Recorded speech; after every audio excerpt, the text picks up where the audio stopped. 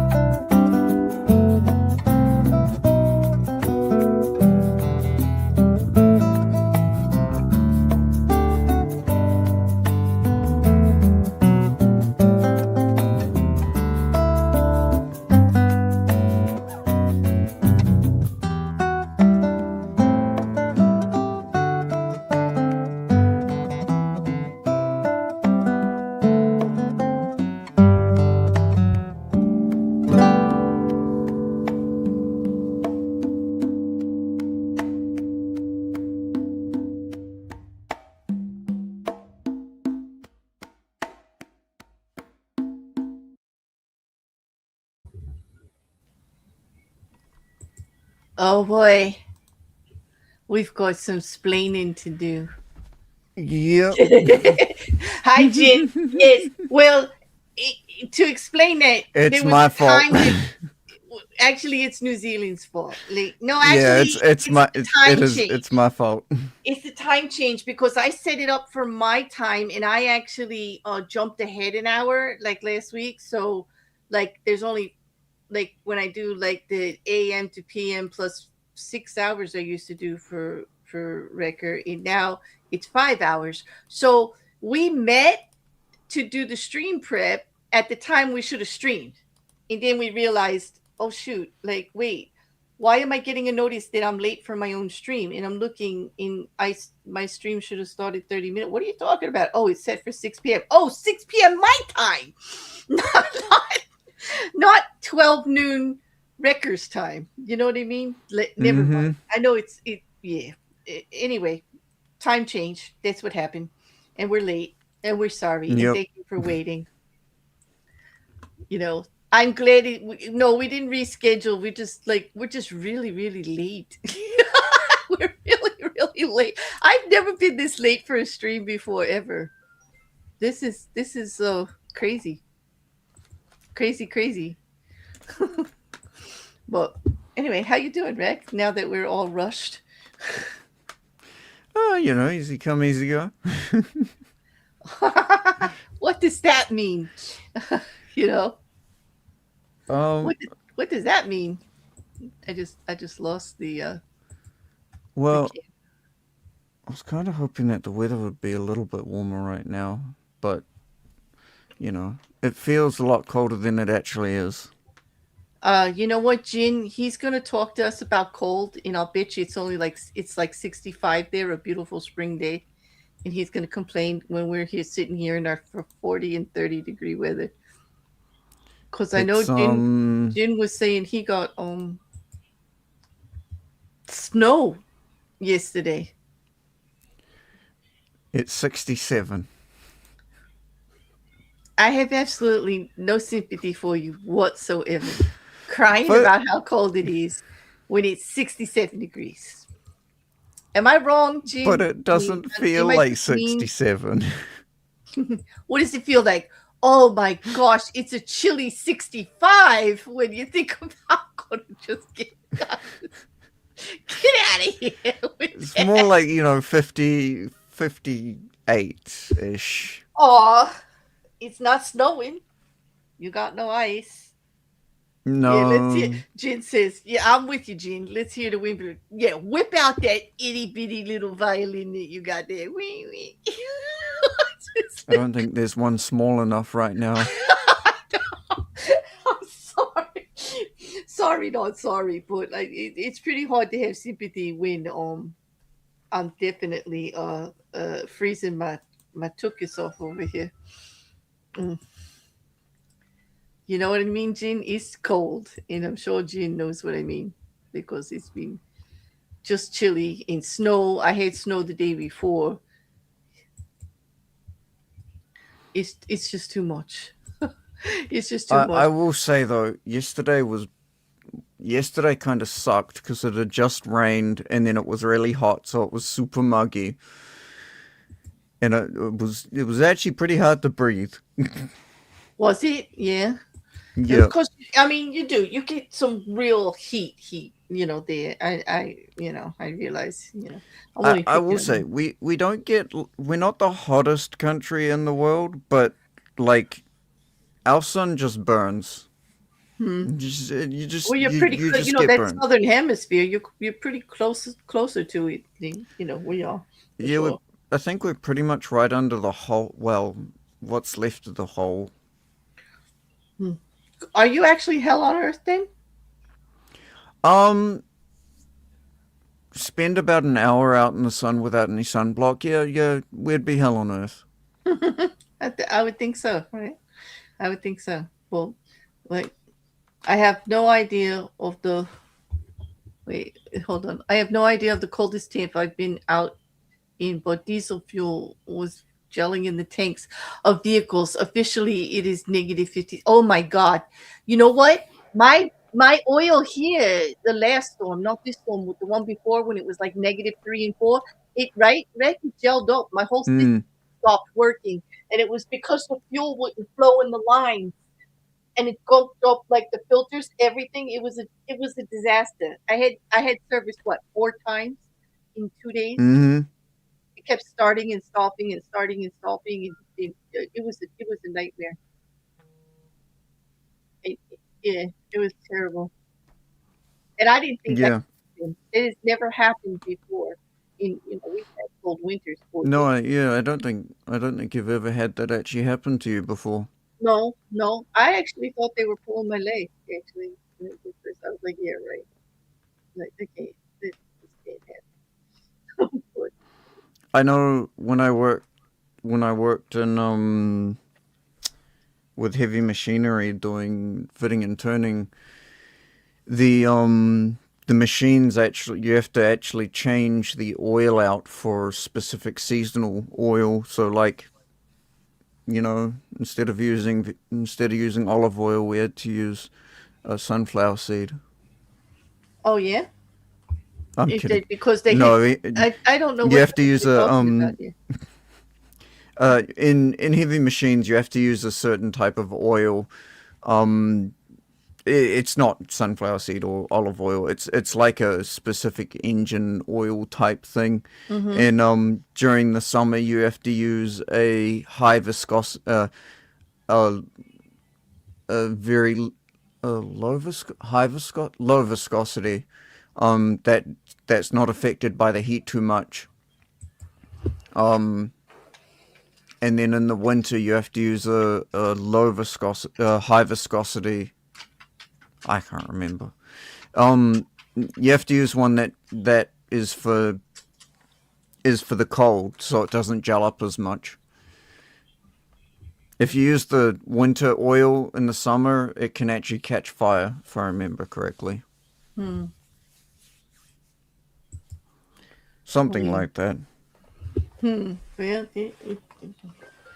All I know is it was like we've had cold temperatures, but it was a combination of it being for a couple of days dropping so much in the cold winds, and it was crazy. And then just to not have the heat working, it was more psychological because, like, the house didn't get to freezing, but I was worried about busted pipes and all kinds of stuff, like all the things that happen when you don't have heat in Oh the house yeah, in the middle of winter, like and busted cold. pipes are the worst. I know, like, it can do so much damage, like, and you just Mm-hmm.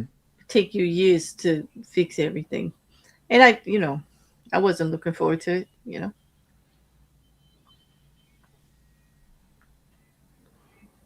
High in summer, low in winter. That's it. High viscosity.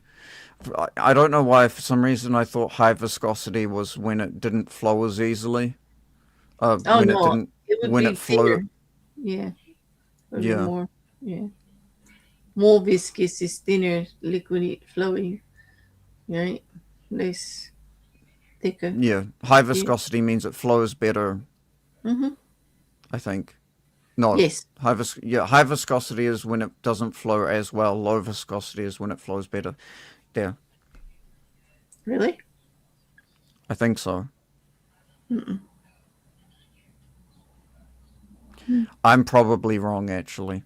I Viscosity is like the fluidness of something. So I would think in the summer, with it warmer, things would be more fluid, and in the you have to winter. use a thicker oil in the summer Mm-hmm. because the hotter it gets, the more liquid it gets, So you and need then you low use a viscosity. thinner oil in the winter, Mm-hmm. So you need. um, So you need. Okay. so it doesn't gel up as much and catch Okay. fire. Well, Um. no, yeah, gel What up as is? much. Okay. So it's all in the definition of the word viscosity. Whatever. Yes, Anyway, now the heat is still working, thankfully, even though we're having another storm. In the lights have been blinking on and off all day, which should be interesting. Should be interesting. yes, Hmm. So, and if Claire's lights go completely out and you're left with me, well, I, I would have successfully stolen her channel. I, well, I make no apologies. You all know what you came here for, but you ain't stealing nothing. I'll be back. Like what? It's temporary. Just remember that. Temporary. Okay. I Temporary. mean,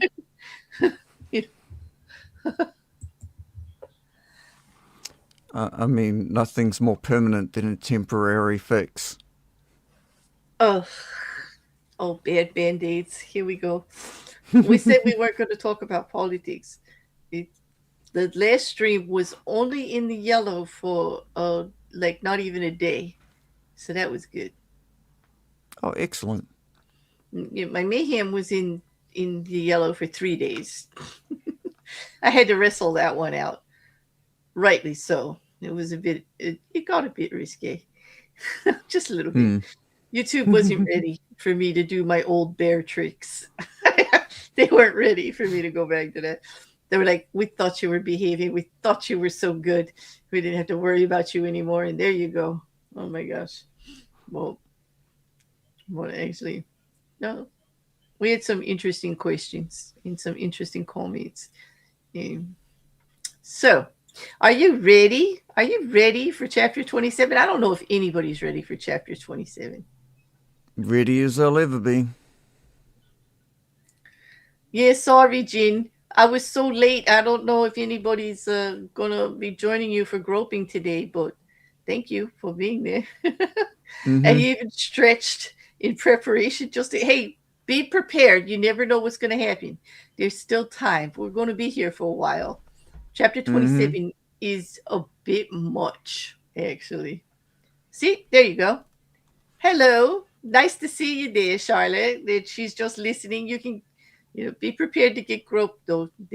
Like Jin's been practicing in the chat. So I'm glad that he has some company. um, but I don't worry about it. Everybody will comment later, and people have things to do, especially the moderators, especially on weekends, so I get it.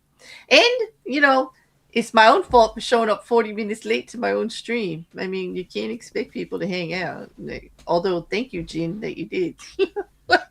Just, you waited for us. I think I'm going to bring up the presentation here. Hey, so in for anyone that would like to look at these later or follow along on a bigger screen, the PDF for the actual Canva link for the presentation is in the description of the video for YouTube, and also the book itself, a PDF to Robert Greene's The 48 Laws is down there. And of course, a link to the playlist if you want to go back to other episodes and other chapters that we covered. So, Yes. I'm going to let you start this off because, well, this chapter. Okay. Well, Law 27, the breakdown. Play on people's need to believe to create a cult-like following. The law explained. Judgment. People have an overwhelming desire to believe in something, become the focal point of such desire by offering them a cause, a new faith to follow. Keep your words vague but full of promise. Emphasize enthusiasm over rationality and clear thinking. Give your disciples rituals to perform. Ask them to make sacrifices on your behalf. In the absence of organized religion and grand causes, your new belief system will bring you untold power. Damn. Damn. So I'm just going to be taking notes for most of this so I can start my own cult. I hope not. I have never met a cult that did anything but bad. Like, it all turns bad in the end. Like, no. Mm-mm. Mm-mm. Even those that start out with good intentions and all of that. No. My cult is just going to be open about just being chaotic. I'm not going to hide anything. It is going to be chaos incarnate. Okay, but your mission statement itself doesn't make you a good cult. You realize that? Like, you just proved my point. There's no I good never cult. said I was going to be a good cult. There are no good cults. Sorry, just the fact that it's a Exactly. cult, it's not good. It's just not a good thing. Oh, I'm not going for a good cult. I'm just going for chaos. I am hoping you're not going at all. I'm going to take that with a grain of salt. Otherwise, you and I have a big discussion we need to plan for later on today. Okay. Because, like, yeah, no, it's not. No, I can't expose you to people if you're going to be like that. Just kidding. You need you need some level of rule and order to organize a cult. Yeah, but he doesn't. He doesn't think so. Yeah. There will be rule and order. It's just we'll find it eventually, maybe. There you go. You see that? Record is an acolyte or Chihuahua. I can never say that. I cannot say Acolyte that. of Cthulhu. Yeah, Cthulhu. Chaos bad, very bad. I agree. Yes. Chaos is bad, very bad, and I don't want it. You know, you've been such a calming influence in my life, Record. Now, why would you turn on a dime now and be the chaos? Like, seriously. I've always been chaos, just No, at different you've levels. always been a menace. That's for sure. You've definitely been a menace. I've been saying that Mm-hmm. since your first video. I think that's what I typed on the back of your video. Mm-hmm. you have a nice you have a nice voice for a menace or something like that. Anyway, still, we've got plenty of reading to do. This chapter is a bit much, people, and those of you that have been following me for a while are going to know I'm going to have great issue with this chapter. Trying to get this to adapt to everyday life or to an understanding of modern life now in 2026, to where we can take some kernel of this and use it in a non-harmful way is going to be a challenge. But I can promise you, at least if we become familiar with it, we can prevent ourselves from falling into cult-like behavior, becoming part of a cult unwillingly or unacknowledged, just like haphazardly or whatever. That we will recognize the signs. There's a little bit. That much I can at least promise. Whether or not we're going to be able to apply this one, is it's still up in the air. At least for me. Yeah. How about you, Rick? Um. Uh. Yes. Yes. Okay. Yep. All right. Yep. those those backhanded compliments. I get it. I hear you there, Charlotte. I do. Okay. All right. So, oh, you know what we never discussed? Who's reading which one? Okay. Anyway, we can draw straws. Wait, we're too far away to draw straws. We can't even flip a coin. You You. can't even. I We did the can't. first part. You do this part. I have to read both of them? No way. No. No. Oh. I'll read the first one. You read the second one. Okay, so you have the country doctor Michael Shuppick Mm-hmm. in then I will read Frank Misner. Okay, so we're going to read Are we right gonna from the. read them the steps? Oh, that's I put that after instead of before. Okay, let's do that first. Wait. Um. Yes. Let's do the steps. I put it. You see, you didn't correct me. I showed you, and it's out of order. When chaos overtakes, the implosion ensues. And this is exactly what just happened with my presentation. Mm-hmm. A cult without a charismatic leader is a church. Pretty much. Yep. Yep. Chaos is the end state of all systems due to entropy. This is true though. That act- Exactly. So if that I go to actually. chaos first, Mhm. eventually there'd be order. I think it's my rationale and my logic. I don't care if it makes sense. Okay. So basically, before we just read you the steps, Green had gone forth to say that there is a science to charlatanism. You know, you could be a charlatan, but there's an actual science to actually cultivating it to create a cult, in to get a following and all these things. He said, you know, that there is actually a method to their madness, and they're doing it all on purpose. And I believe it. I do believe it. I think people have to go out of their way to be a charlatan, and it seems that Green believes this too. And that he says that if you look at history, there are so many of them, and that you can actually see how they've done it, and you can break it down.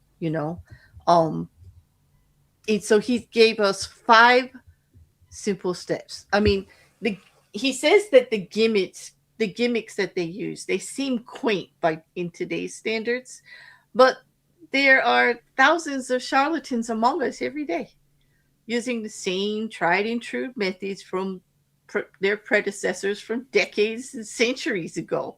Like forever, as long as there is history, there are charlatans and people creating cult like atmospheres to further their own agendas. Okay. And that this is systematic, but it's also deliberate. Okay. And that anyone can do it, obviously. And so, on that, we'll turn to you, Ricker, for the 5 steps. Okay. So, step one, keep it vague, keep it simple. To create a cult, you must first attract attention. This you should do not through actions, which are too clear and Wait, readable, wait, wait, wait. but hmm? What are you reading? The slide? Did you want me to read the slide or the actual step? The slide? Oh, you want me to read the slide? Okay. Isn't I that thought you the wanted me to read the steps or steps. no, no, not for the book. We're gonna do okay, boy. When we start 40 minutes, you know that last 20 minutes of preparation that we had to run away from. It was the 40. It was the what was it? The 20/80 rule. We completely missed the last 20%, which is actually the most important part. Dude, exactly, because that's when we do the prep on who does what and everything. And yet we noticed we were late for the stream. For those of you coming in now, we started the stream 40 minutes late because I had a time change last week, and I set the stream for the regular 6 o'clock. But when I talked with Ricker all week about it, we were going by his time. Mm-hmm. So he still thought it was going to be at noon his time, but it was going to be at 11 because I went forward an hour. So yeah. So we were in the middle of getting ready for stream prep when we noticed that I was getting messages like, "Why aren't you streaming? And why didn't you reschedule it?" And I'm like, "What are you talking about? It's not for another 25, not for another half hour or so more." No, like you're 40 minutes late for your own stream. Oh, Jesus Christ. Okay, whatever. That's how we started. Okay. Yeah. So now we're gonna read Let the observations, correct? Right. But before, like, let's just take 30 seconds. We're reading the observations from the book. Yes, Everything else, we're reading the observations from the book. Everything else will be from the slides. Okay. except for the reversal, which we read from the Except book for at the the end. reversal. Yes. Okay, so we're good. We're on the same page. Yes. All right, here we go. Thank you for indulging us, everyone.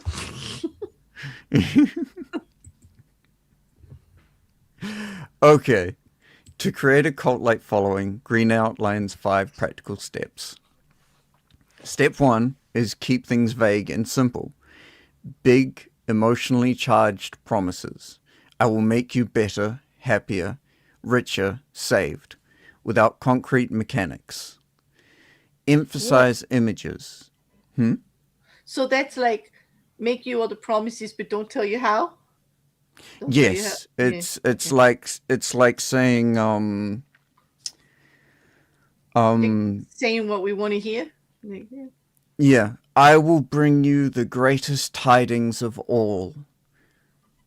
And you, as long as you follow all of what I'm doing, you will receive blessings upon which no one could deny their greatness. Just Damn. follow everything I do and accept every step that I make. Mm, damn.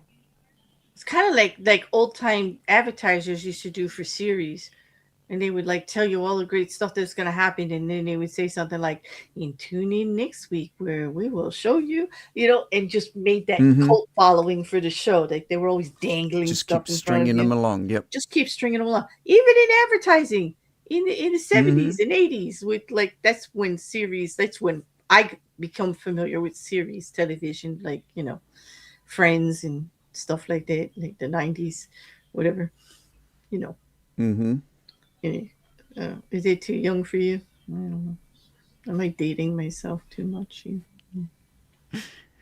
No, Wait, they were. I do remember you the. even know? Do you know Friends? Do you know the show Friends? Yeah, yeah. Oh, okay. It's like All it played on TV every day for like 20 years right. in New Zealand. Really? It's like a soap Yep. opera. It I was. would not be surprised if there are still episodes being aired today. It is that. But it had a cult like following. You know what I mean? Like it was, Yeah. and this was before, like this was when you could first start taping things and stuff, and like it wasn't as automatic as just finding it later on some streaming service. You literally had to get your butt in front of a television at a certain time to watch it. Mm-hmm. Like, yeah, I remember because there Unless was, you had one of those really fancy yeah, it means, yeah. um video recorders where you could like set a time for it to start Hmm. recording. Those were the first ones that came out, and Hmm. they were on VHS tapes. Like they weren't even on disc or anything like that. Like it was Yes. like archaic. Like, don't laugh, Gene. I know he's in the Back chat laughing at me. 'Cause, back like, 2,500 years ago. yeah, stop it, young one, stop it. But yeah, we actually had to schedule viewing parties with our friends, so we'll sit there on the couch at 10 o'clock and watch it. Yeah, Mm-hmm. midnight. And then we'd all go out later. hmm All right. But I used to do the same thing with Monty Python, so I really have no guilt. I have no guilt about it. I was raised right. Anyway, go on with number two. It's gonna Okay. be Number two, emphasize images, experience, and spectacle over intellectual rigor. People are moved more by ritual symbolism and intense encounters than by logic. it means they Yes. like lead with their heart and feelings rather than what their mind is telling them is like can't be Mm-hmm. so. Yeah. So, like, It's true. Yeah, it's do true. you feel? Do you feel the spirit within you yearning for freedom, yearning and needing this release of your inner being? Then follow me. Join the cult of Reka. I will, but I want you to say other things besides that. Like, could you use your voice for good? Like, could you just like like I, I don't want I, all I that I stuff. mean, it'll it'll it'll work out great for me if I follow it properly. Go to number three. Borrow the structure and language of organized religion, rituals, hierarchies, sacred texts, chosen status to legitimize the group. They And do on it this well. day, I know. They the definitely greatest. organized religion is very cult like. I have no problem with people who believe. I absolutely don't believe what you want, but organized religion is very cult like. It's Oh, it very absolutely is. it follows all this stuff, especially when we get down to the bottom one. It really Mm-hmm. kind of irks me. But I have no problem with belief. That's not it. I have no problem with religion in general. Everybody, I actually think, believe it or not, I actually believe that people need something to believe in. People need something to hold them into the questions of the world are why are we here and stuff like that we can never get an answer for.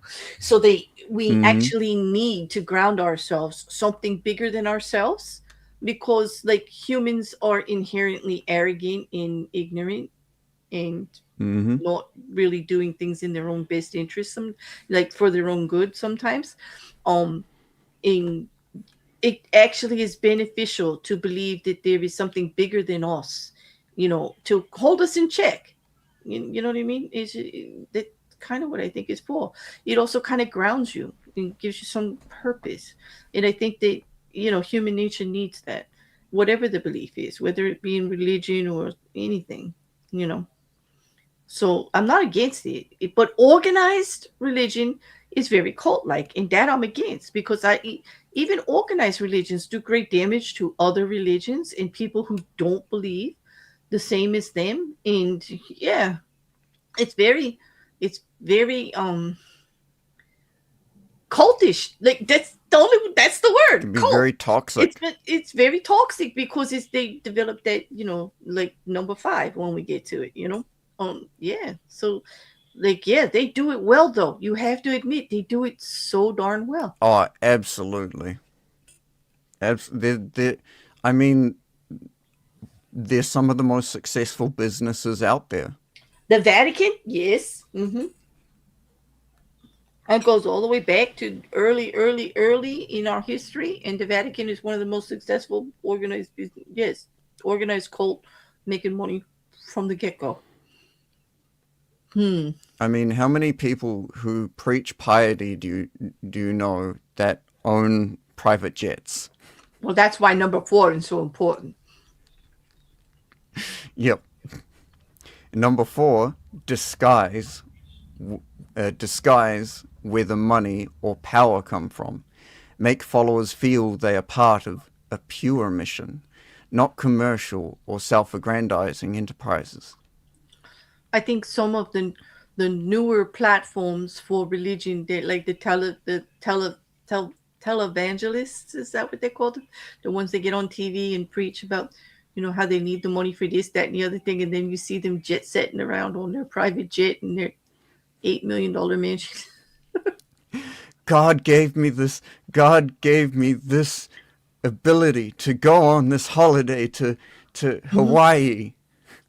Scientology made that mistake. They kept raising money for people to change the world, right? Like because to Mm-hmm. make a better place and work on ecology and education and this, that, while they were building their own communes around the world, everywhere, big palatial kind of places and stuff like that, to try to lure in celebrities and everything. Like they spent all the money on that kind of stuff. Like, yeah, it made it like a little too obvious that a lot of money was coming in.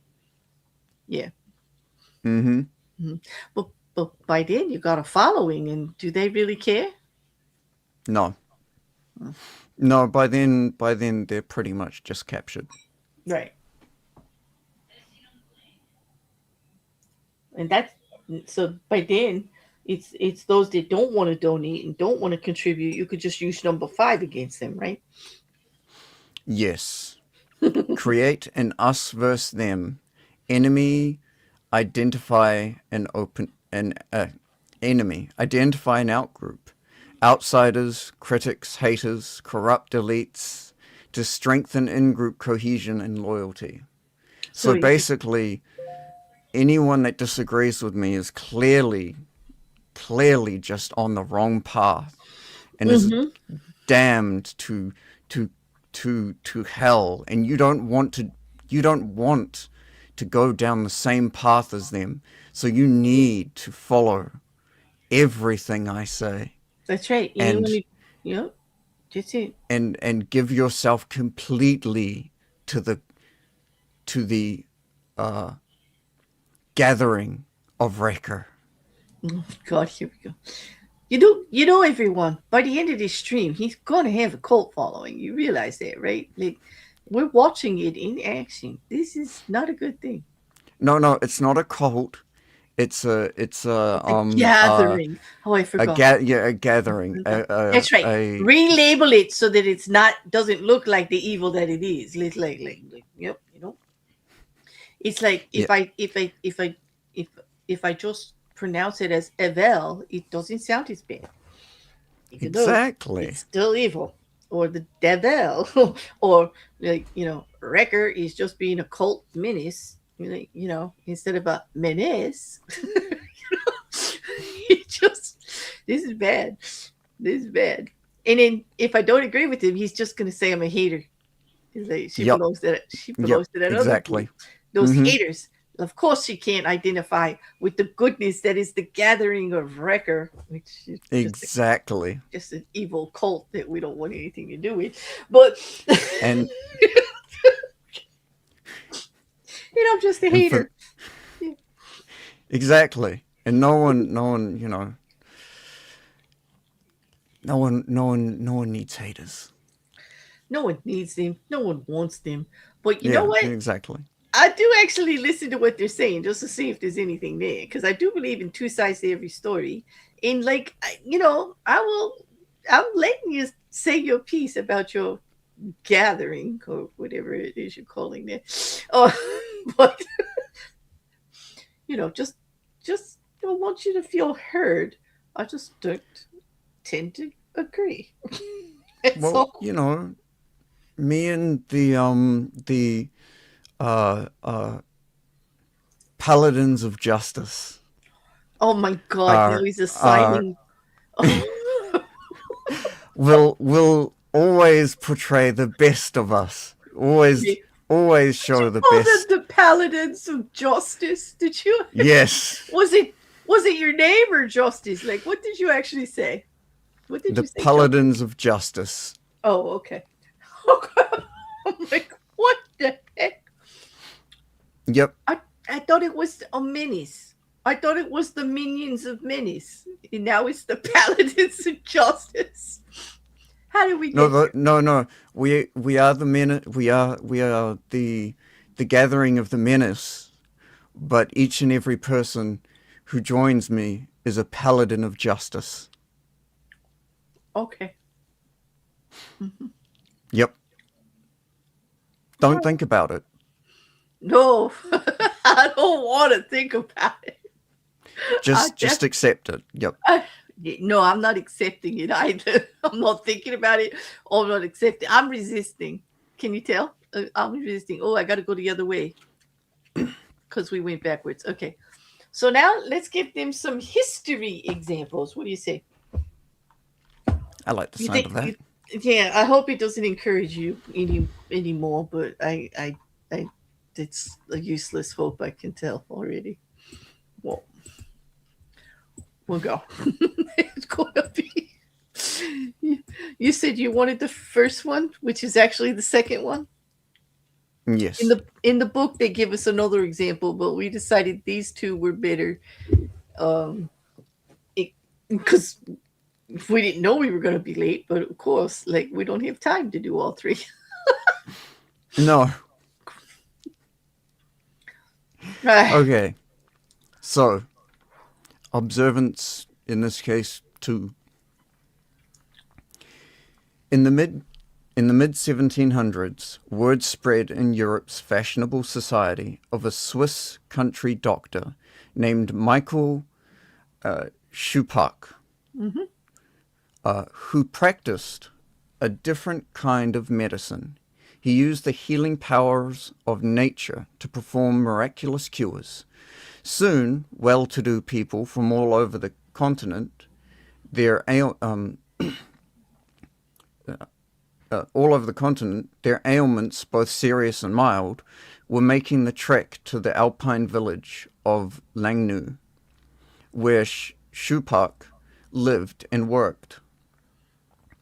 Trudging through the mountains, these visitors witnessed the most dramatic natural landscape that Europe has to offer. By the time they reached Langnu, they were already feeling transformed and on their way to health. Schuppach, who had become known as simply the mountain doctor, had a small pharmacy in town. This place became quite a scene. Crowds of people from many different countries would cram the small room, its walls lined with colorful bottles filled with herbal cures. Where most doctors of the time prescribed foul-tasting concoctions that bore incomprehensible Latin titles, as medicines often do still, Schuppach's cures had names such as the oil of joy, little flower's heart, or against the monster, and they Hmm. tasted sweet and pleasing.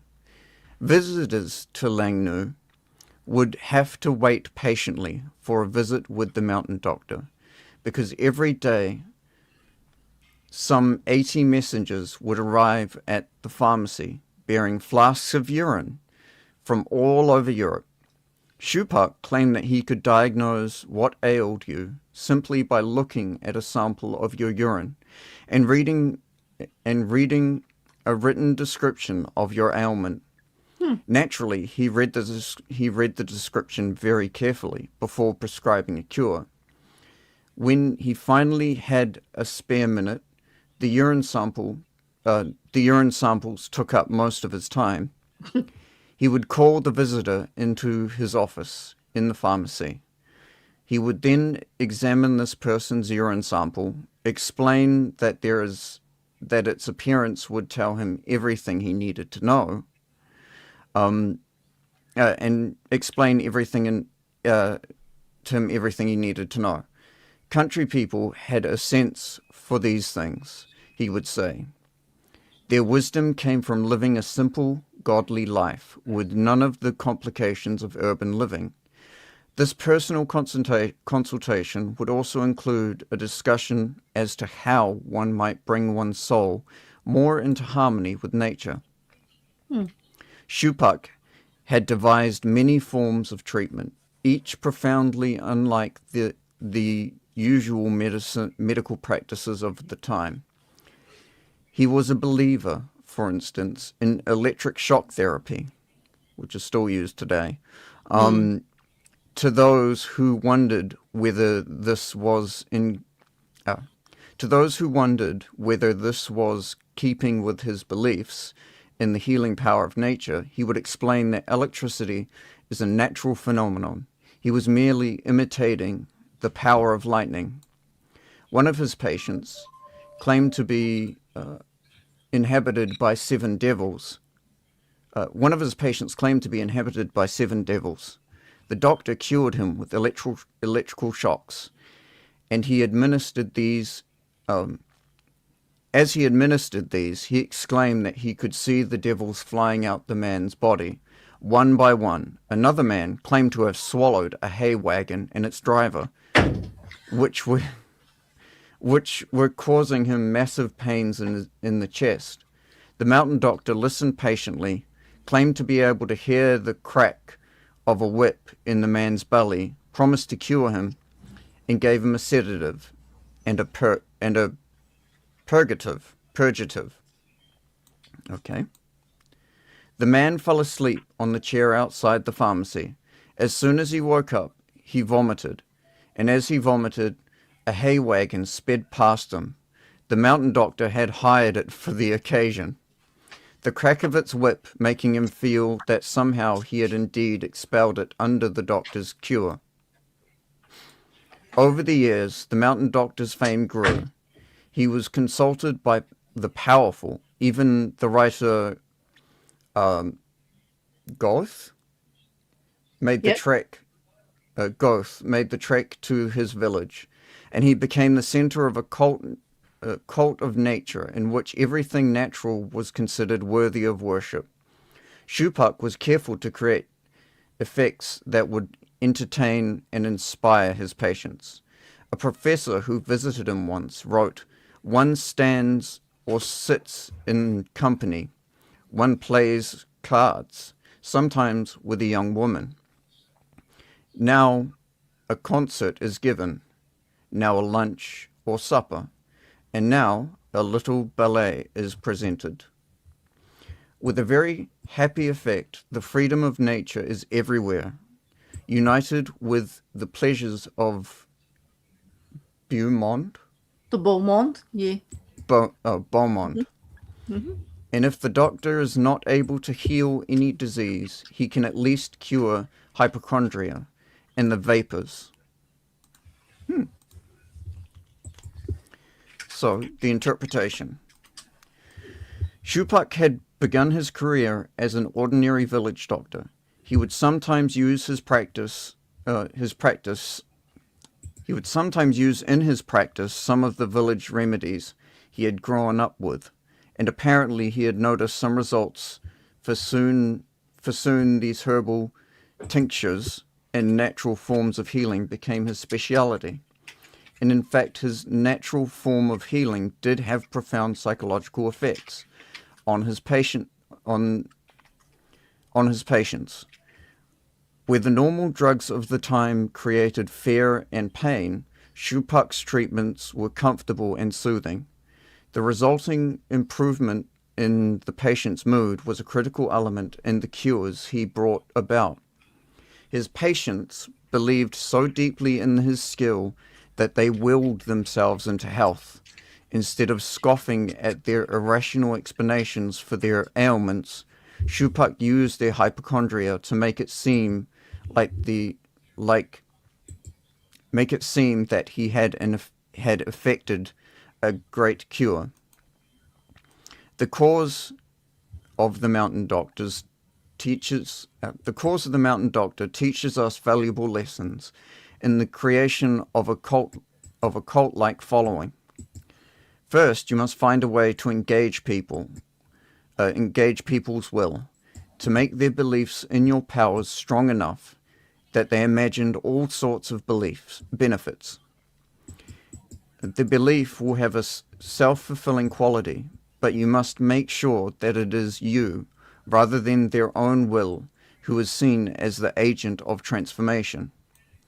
Find the belief, cause, or fantasy that will make them believe with a passion, and they will imagine the rest, worshipping you as a healer, prophet, genius, whatever you like.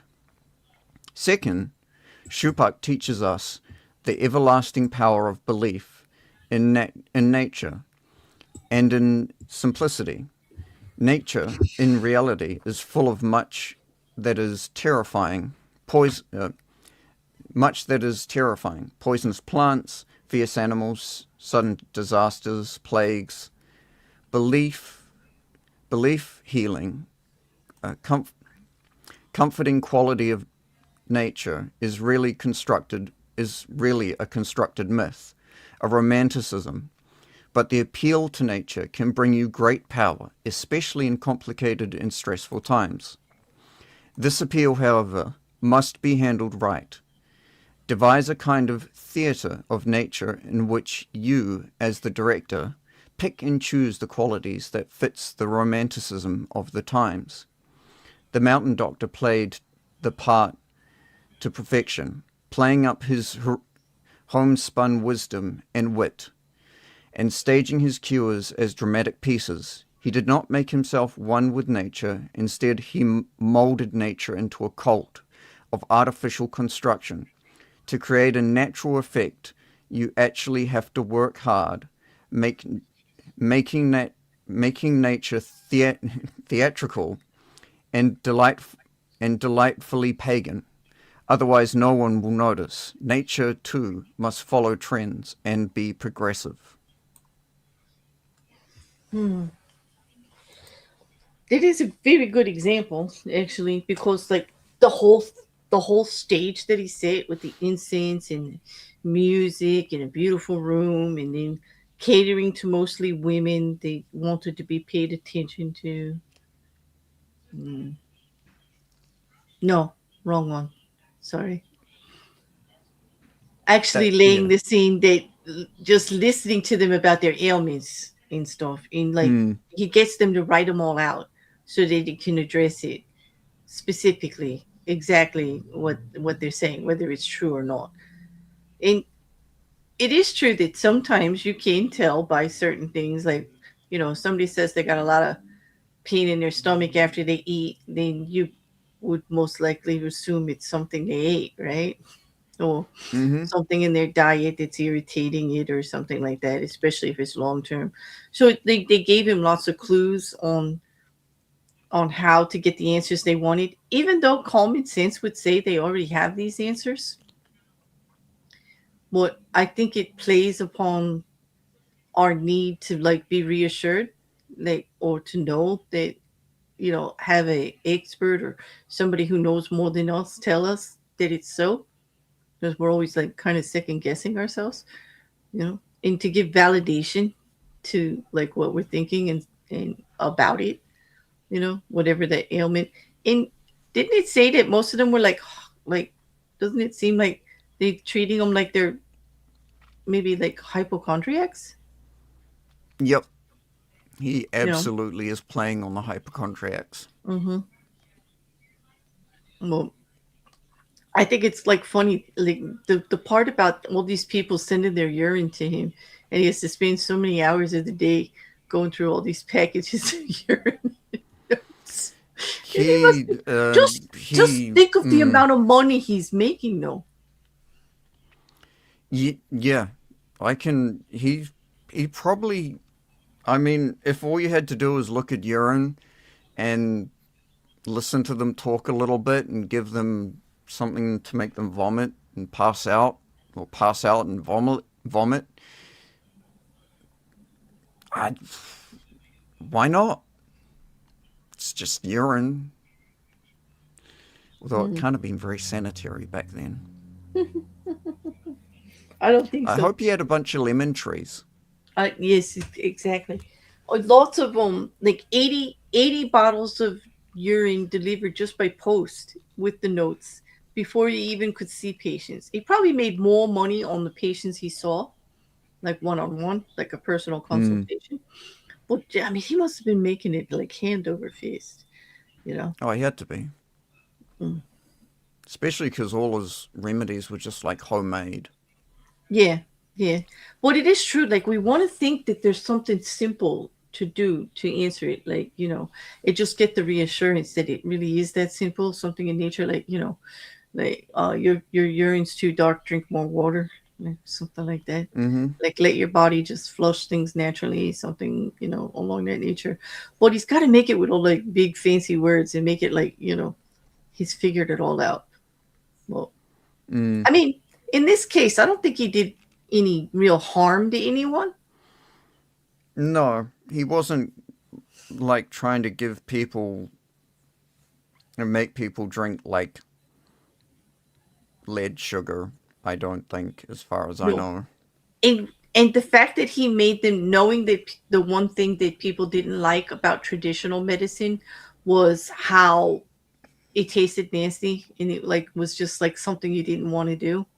And so now he's Mm. making everything all sweet tasting and pleasant to take and giving them better names so that you can actually say them. You ever Mm-hmm. try to say the name of an antibiotic anymore or anything? Or somebody, your friends asking you, oh, you went to the doctor and like, you got to, yeah, and I got this new medication.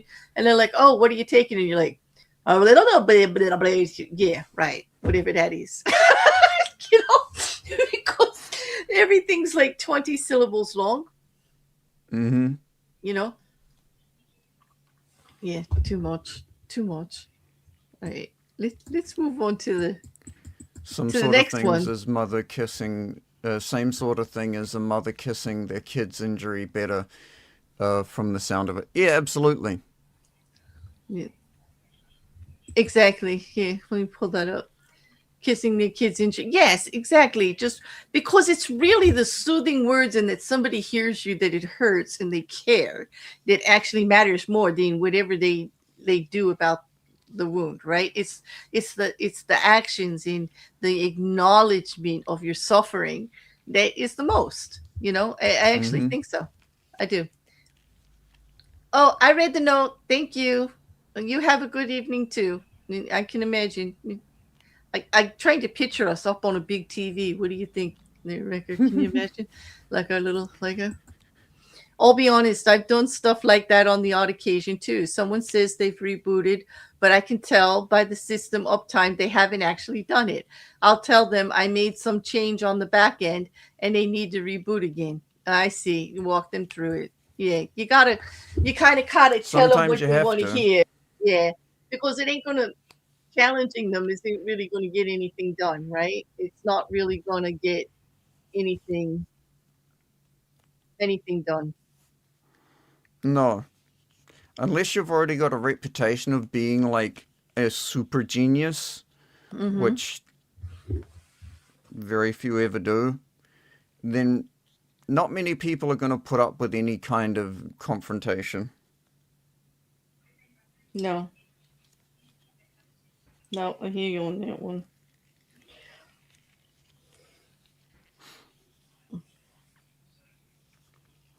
Oh, can Rick, I hate to do this for you, but I have to mute for a second. I'll be right back. I will read the second. I will read the other one. Are you sure? Okay. Yes, I All can do right. that.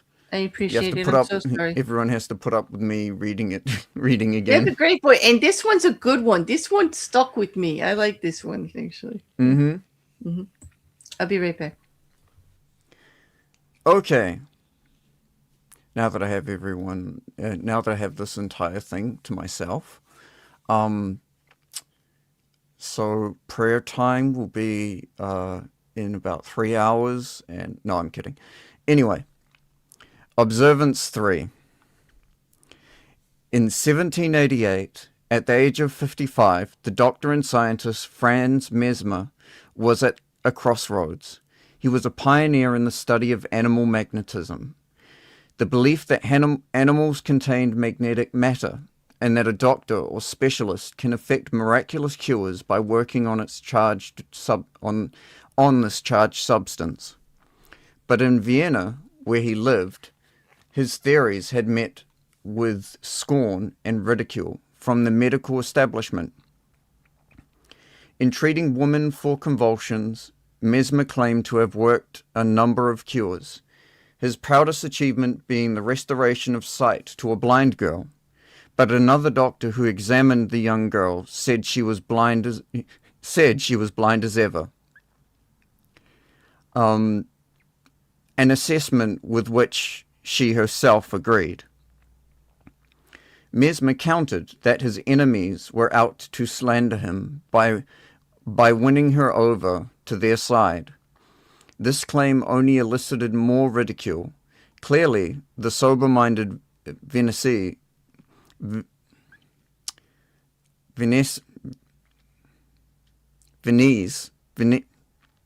I hate words. I hate them so much. Viennese, there it is, Viennese, with the wrong audience for his theories, and so he decided to move to Paris. So you couldn't get the Viennese people on your side because no one would fall for you. So you're now going for the French. Yep. Sounds about right. And started again. Renting a splendid apartment in his new city, Mesmer decorated it appropriately. Stained glass in most of the windows created a religious feeling. Stained glass in most of the windows? That would be so expensive. Holy crap, how rich was this guy? Produced and mirrors on all the walls produced a hypnotic effect. The doctors advised that in his apartment he would give demonstrations of the powers of animal magnetism, inviting the diseased and melancholic to feel its power. Soon Parisians of all classes, but mostly women who seemed more attracted to the idea than men did, were paying for entry to witness the miracles that Mesmer promised. Inside the apartment, the scent of orange blossom and exotic incense wafted through special vents. As the initiates filtered into the salon where the demonstrations took place, they heard harp music and the lulling sounds of a female vocalist coming from another room. In the center of the salon was a long oval container filled with water that Mesmer claimed to have been magnetized. From holes in the container's metal lid, from holes in the container's metal lid, produced a long, movable iron rod. The visitors were instructed to sit around the container, place these magnetized rods on the body parts that gave them pains or problems, and then hold hands with their neighbors, sitting as close as possible to one another to help the magnetic force pass between their bodies. Sometimes too, they were attracted to each other by attached to each other by cords. Mesmer would leave the room, and assistant magnetizers, all handsome and strapping young men, would enter with jars of magnetized water that they would sprinkle on the patients, rubbing the healing fluid on their bodies, massaging it into their skin, moving them towards a trance-like state. And after a few minutes, a kind of delirium would overcome the woman. Some would sob, some would shriek, and tear their hair. Others would laugh hysterically.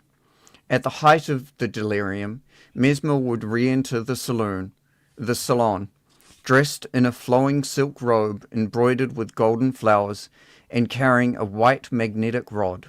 Moving around the container, he would stroke and soothe the patients until calm was restored. Many women would later attribute the strange power he had on them to his piercing look, which they thought they thought was exciting or quieting the magnetic fluids in their body. Well, hold on a minute. Mm? Okay, this is definitely a charlatan at work. I mean, it should be illegal, like what this man is doing. I I mean, yes. He's like speaking Although, mostly only to women, getting beautiful men to come in and rub you with ointment or water or whatever he's saying it is, coming in and doing his mesmerizing routine, getting them all worked up, you know. well, I guess you got to get the bag somehow, and he happens to be able to get the bag like that. I guess so, but yes, in the chat, Rocket Couch, it is this where the word mesmerized comes from? It actually does. Well, when we were reading the story in preparation, we both had the same question, Ricker and I, and we went and looked it up, and it Mm-hmm. actually is where mesmerized comes, because that's what he's doing. He's looking at them with that. He's mesmerizing them with his charms and the room and the incense and all of that, which was what I was referring to before. Because this story, as you can tell now, it's stuck in my head so much. Like Mm-hmm. that's like just convincing people of stuff. This is like true cult, like setting the scene, doing all the theatrics, making it like a whole big thing, and just playing on everybody's need to be heard, seen, picked out, part of a group. You know, belonging, wanted. You know, yes, Yep. devilish. This is definitely this guy is something else. Anyway, I'll let you Mm-hmm. finish. This, this is a good one. Within months of his arrival in Paris, Mesmer became the rage. His supporters, including Marie Antoinette herself, that's right, Jesus, the Queen of France, wife of Louis the 16th, because it has XV1, I think. I'm sure that's It's the 60. Yeah, that's 16th. 16th. Yeah, just Louis the 16th. Um, as in Vienna, he was condemned by the official faculty of medicine, but it did not matter. His growing following of pupils and patients paid him handsomely. Mesmer expanded his theories to proclaim that all humanity could be brought into harmony through the power of magnetism, and a concept with much appeal during the French Revolution.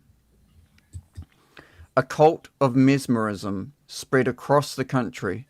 In many towns, societies of harmony sprung up to experiment with magnetism.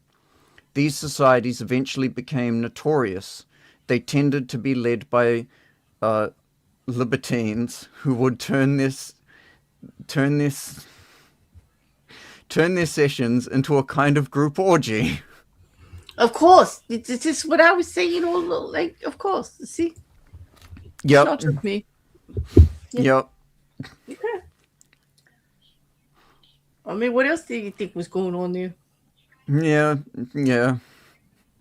At the height of Mesmer's popularity, a French commission uh, a French commission published a report based on years of testing the theory of animal magnetism.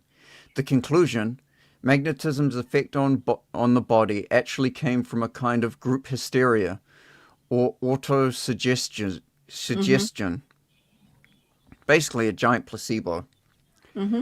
The report was well documented and ruined Mesmer's reputation in France. He left the country and went into retirement.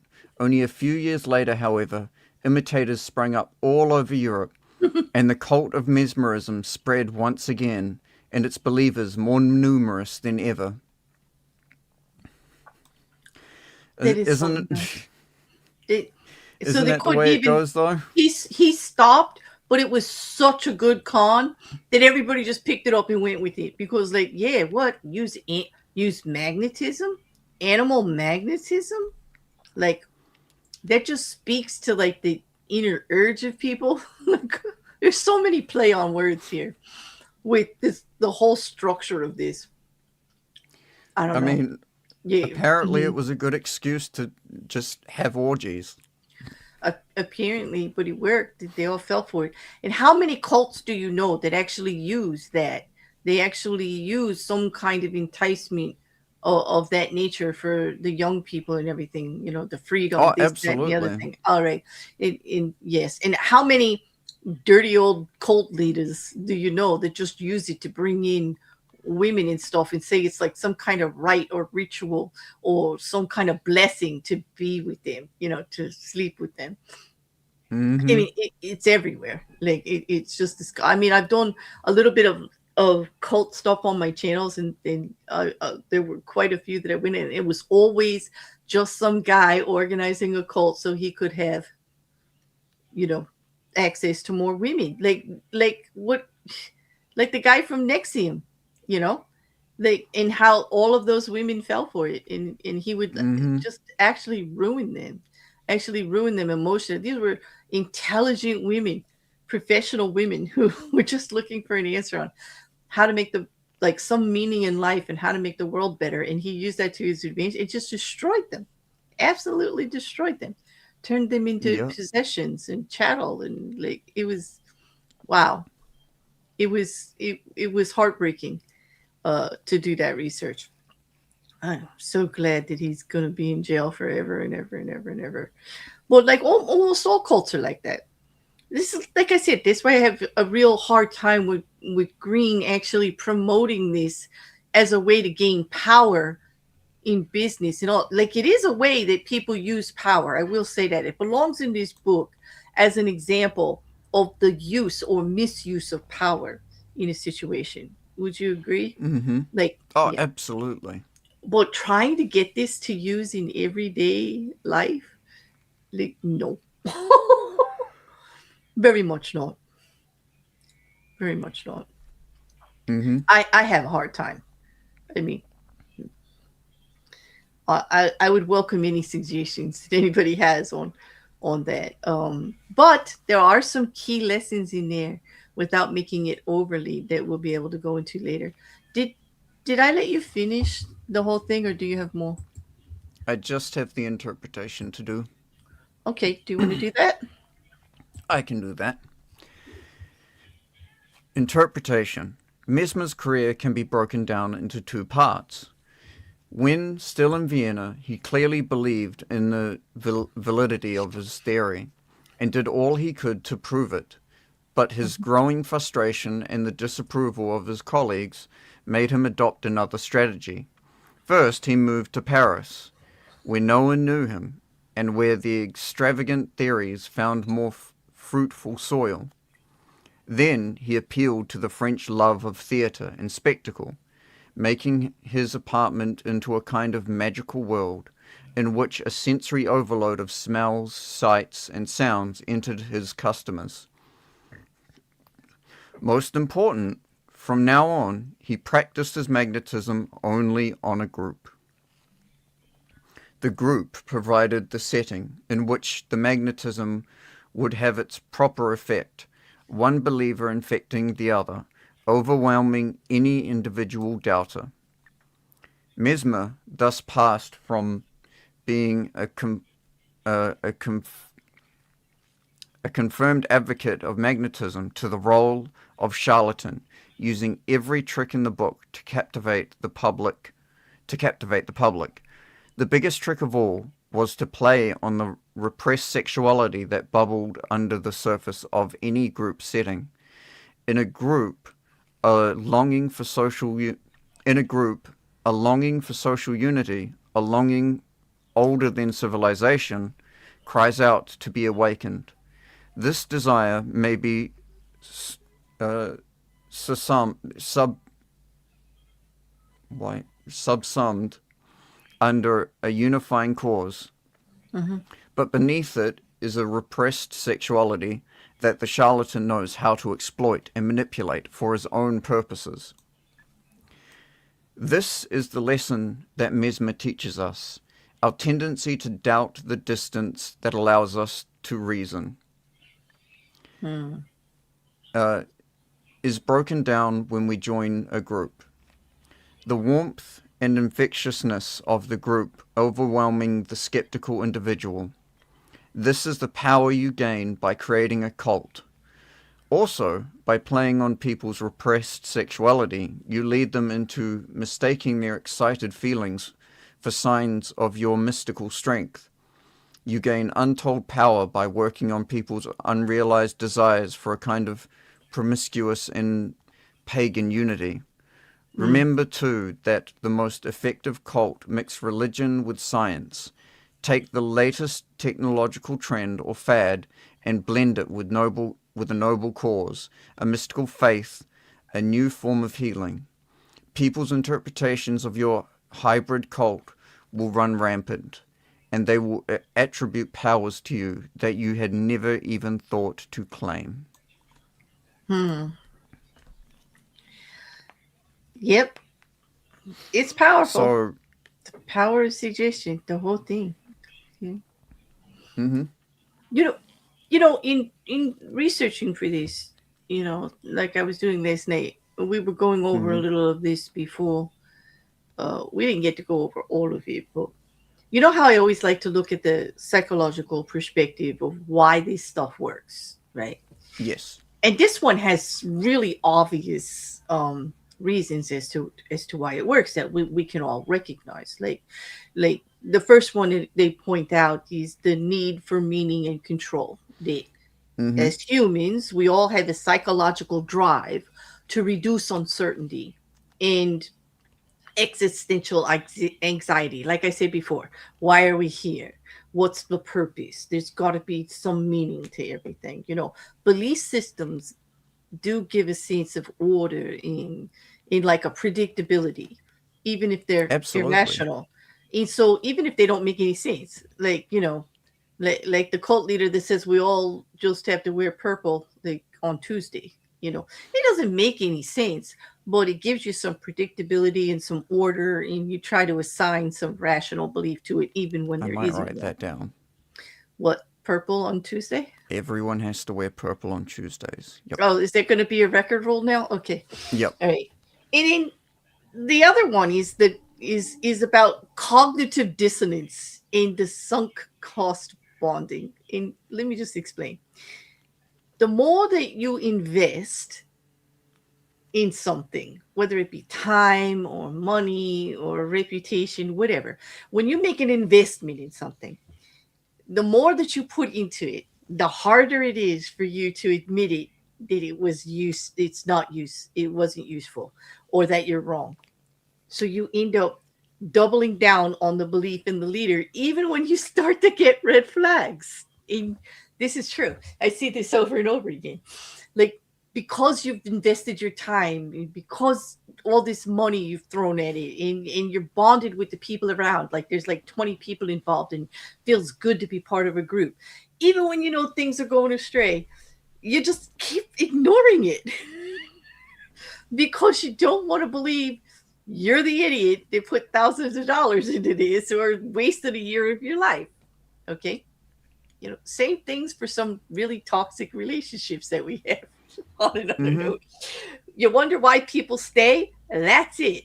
Time and investment in money invested, you just double down because you don't want to be that idiot. You just don't want to believe that you're that idiot, that you fell for it.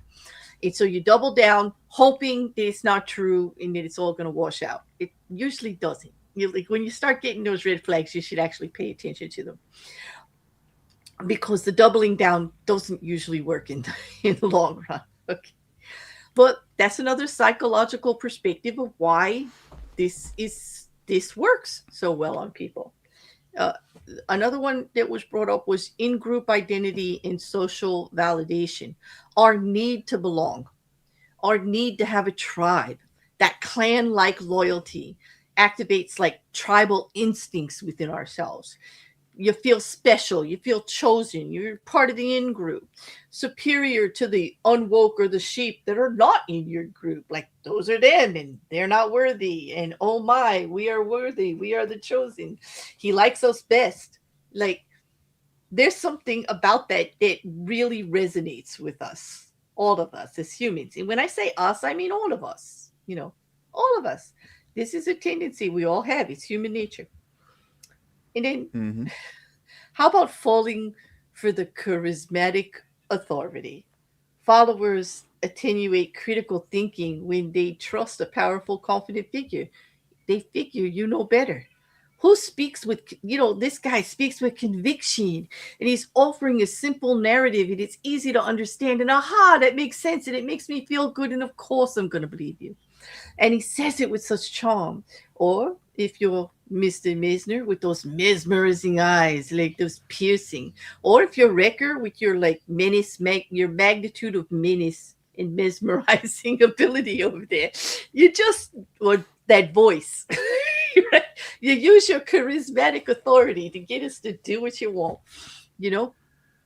And we want to just believe, we want to just fall for it. Absolutely. It's just like human natures. We forget all about thinking about what we're doing or thinking about what you're saying or was it true? Is there scientific background for that? Or is that a fact? Or is that just something he said? None of that enters our head if the person is charismatic enough. None of it enters us. We just totally ignore it. Um, Exactly. it and then there's emotional contagion. We start to feel like everybody else around us. You get that high energy rhetoric going off, like the woman who's getting hysterical, pulled her hair out, the other one who's just loving everything that's going on. And you're like, what am I missing? Oh my God. You start paying attention. You start thinking maybe you feel it too. And there you go. And there you go. Shared rituals and repeated exposure amplify group enthusiasm. The cults make it so that there's always these cult meetings, right? Nothing's done individually, right? Everything's in big groups. So you got one or two that are going to get really excited. So he pays attention to them first, gets them all excited. And sooner or later, it starts spreading through the whole group. Who wants to be the odd one out? Not me, right? It's just human nature. You all just like it. Just you don't ask questions. You just start thinking, well, maybe I feel like that. Maybe that's what's going on. You start getting group enthusiasm. You start going along with the group, and it makes it really hard for you to question what's going on. You see everybody else just going with it. Are you going to be the one that stands out and goes, "Wait a minute, I have a question. Why can't I wear green on Tuesday?" Like, you're not going to be the one. Who wants to stand out like that in a group where everybody's feeling good? Exactly. Who wants to be the Debbie Downer? Who wants to be the one that breaks up the party? Who wants to say, oh gosh, it's 10 after 10, we got to go home? Nobody wants to be that person. So, from a psychological standpoint, Law 27 is essentially about leveraging normal human vulnerabilities. We all have these vulnerabilities. Like, to put them bluntly, like uncertainty and loneliness and the desire for status and acceptance, our fear of being wrong in a situation. And we're always looking for things to create a self reinforcing system, that helps us feel better about all this. And sometimes in these situations, that's what binds us to these leaders, these cult leaders, these charlatans.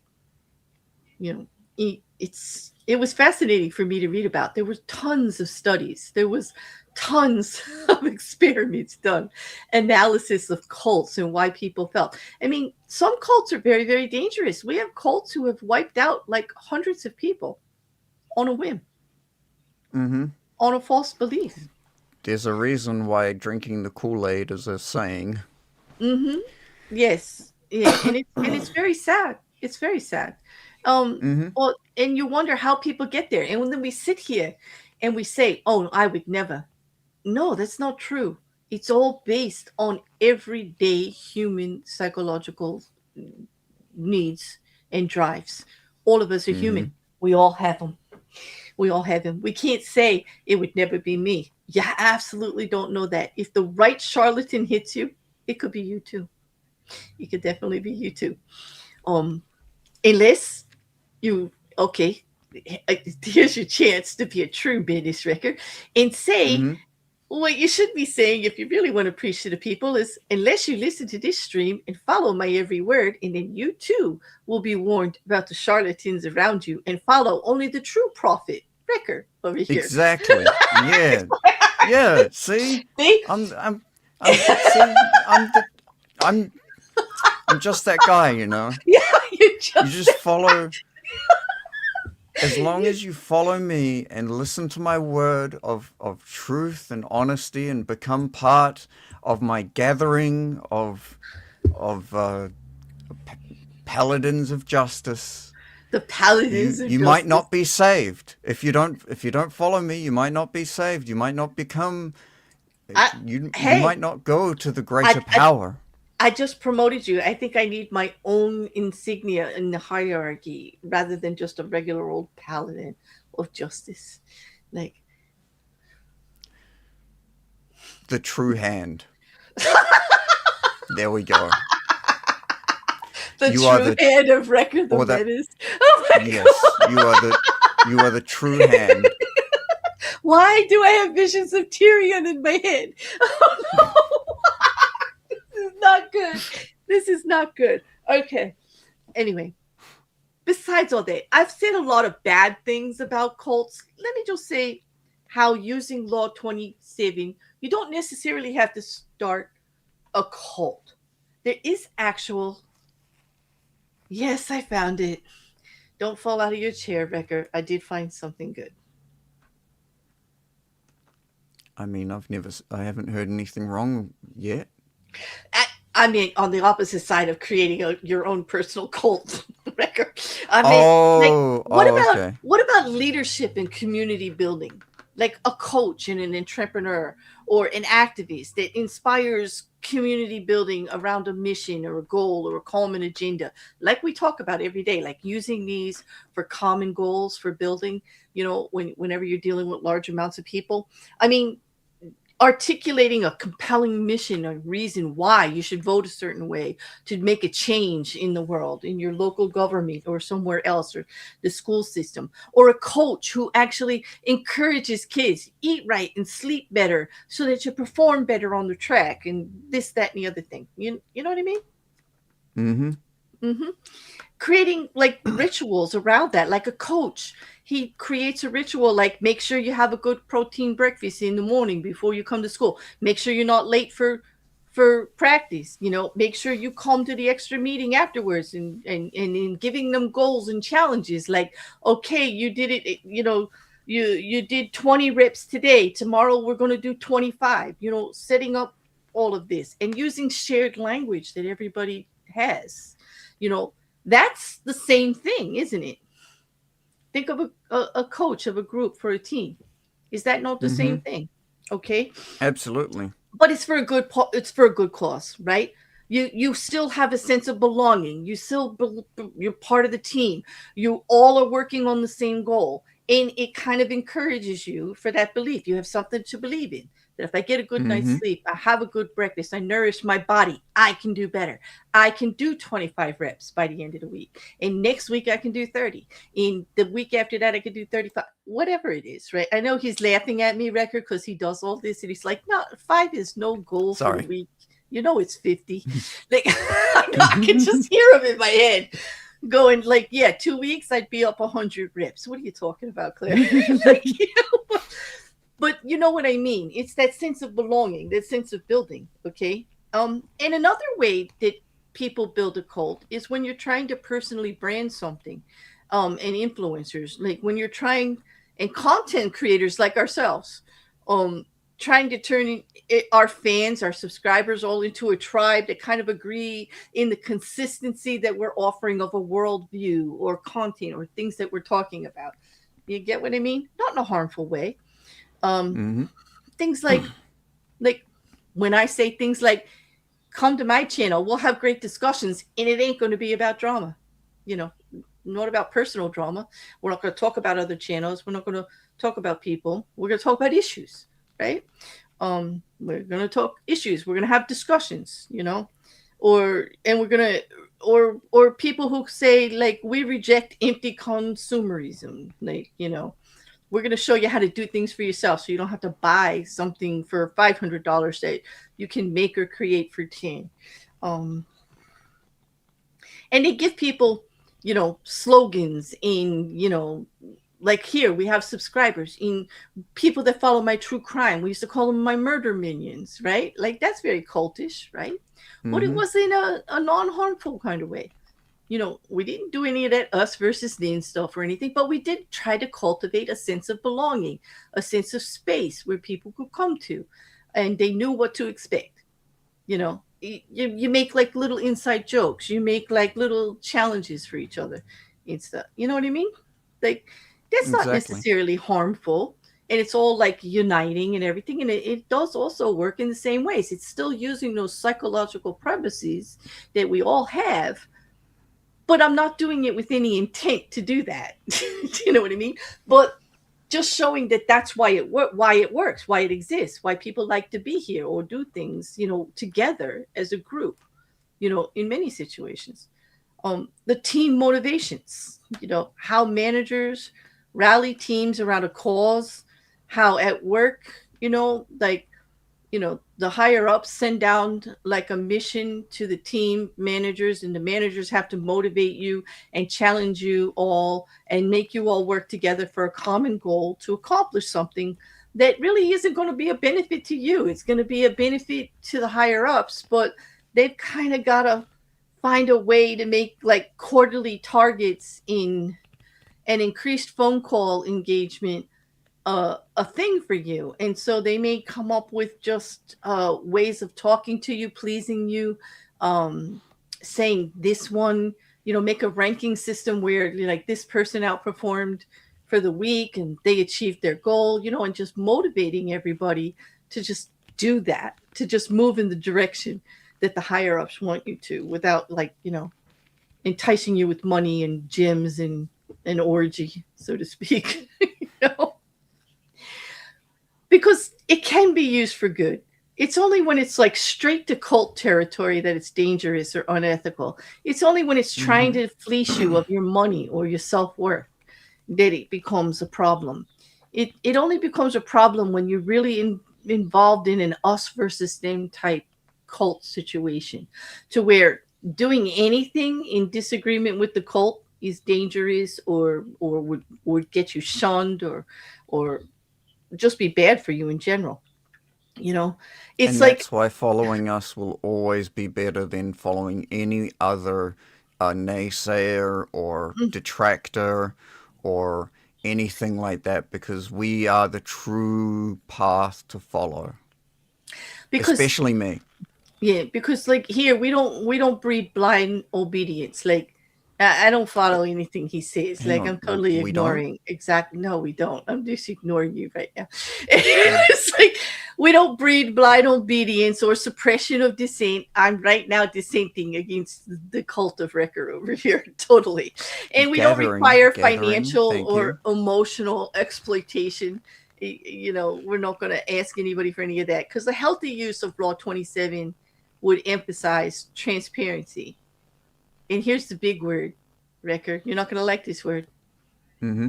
It goes totally against. These two are going to go totally against your rules of record over there in your cult, because Gathering. not only does the healthy use of Law 27 emphasize transparency, a healthy use of Law 27 requires consent with a capital C and leaves room for critique. Another big C. Not manufactured fear or manufactured enemies or the enticement of mesmerizing things that you'll never deliver. Well, Hmm. I'll Did have I to see? think about that. Okay. Okay. So then I'm just going to move us on then. I'm going to move us on to I'm going to skip that and go to our examples because they're kind of fun. So, in our comments, we have received a lot of suggestions that they would like more modern day examples of people using the laws in 2025 and 2026, like we said. So we've got for here some influencers, celebrities, icons of the industry, so to speak. But they all use Law 27 in slightly different ways. Just, you know, slightly different ways. But let's take let's go from which one do you want to do? Um, let's go with Taylor Swift. Okay, okay, you're gonna start right on the side there. All right, let me get okay. So how do you feel Taylor Swift uses Law 27? Um, just by cultivating her fans into doing pretty much everything that she wants them to. Yeah, she's like it's a And true fandom. Like it's literally a cult. It's a cult like community of fans, right? mm-hmm. I mean, they have their own name, right? Swifties. Mm-hmm. It sounds like some sort of cleaning product. But for Taylor, it means extremely loyal, creative, and highly organized fan base because Mm-hmm. they are one of the most organized fan bases around. I'll tell you that. You know, actually, there actually people note that Swifties have formed a global tribe. It's not only here in America. It's like it gains identity and self-esteem belonging to this group all over the world. It's like a chosen dynamic. Like it actually means something in all over the world in different countries. And that is one of the things you need to do, right? Is to create a name and identity for your group, give it a Exactly. hierarchy, right? Um, Yes, if you can successfully get people to identify themselves, or even even like mold their personal identity around whatever you have created. mhm. Like there are people out there that have molded their entire identity out of being a Swifty. Mhm. No, Like listen, their identity is a Swifty. it's true. It's true because the psychologists have described this Swifty attachment as a strong parasocial relationship. It's a one-sided bond, but these people feel like she's their friend. Like everything that happens to Taylor happens to them. Um, you know, her lyrics, the documentary, social media, it's an illusion of intimacy, right? It also Parasocialism. it also makes the fans treat all her wins and losses like their own. They celebrate all her triumphs and they emphasize with all her setbacks in very emotional ways. You know, this is like the way Green talked about playing on the need to believe in a figure who understands you. The people that follow, like her group, the Swifties, they all feel like Taylor could be them. They could be Taylor. Like that's it. They resonate with her so much. She's just an average girl, you know. And what did she do? She turned all these rituals and symbols into like church-like thing. Her concerts alone, like they talked about that recent tour. What was it called? The Eris tour. It was like a Mm-hmm. mass ritual. Everybody had the same friendship bracelets. They outfitted themselves. You know, they had chantable bridges to the song. They made little routines. They had like group scream moments, you know, and then they Mm-hmm. had like the whole big pilgrimage and setup and routines on getting ready for the tour and getting there. Um, to the point that everybody who talks about it calls it a spectacle and a cult like thing. In it, you know, in the way the fans are willing to travel, spend, memorialize, and participate in all these shared rituals for the concert. So it's kind of like when the Grateful Dead used to tour. Like I really don't like that band, but it's very much like that. You know, um she also, you know, does this little thing about putting little Easter egg messages, you know how we used to follow the Easter eggs in the Black Mirror, like little Mm-hmm. messages from tour to tour, song to song. She puts little things in her liner notes, in her outfits, little Easter eggs for her fans, and then kind of teases them with social posts to decode and figure it out. And she's it's like she's doing it just for them. She's making it like a ritual and a secret knowledge thing just for them, which also encourages that cult like kind of thing. It has been very lucrative for her. I mean, you know. I can imagine. I I mean, mean, she I wouldn't tell doesn't anybody I she wasn't a fan in the middle of one of her concerts. That's for sure. yeah, yeah. Didn't she like doesn't she like fly literally everywhere in her private jet? Hmm.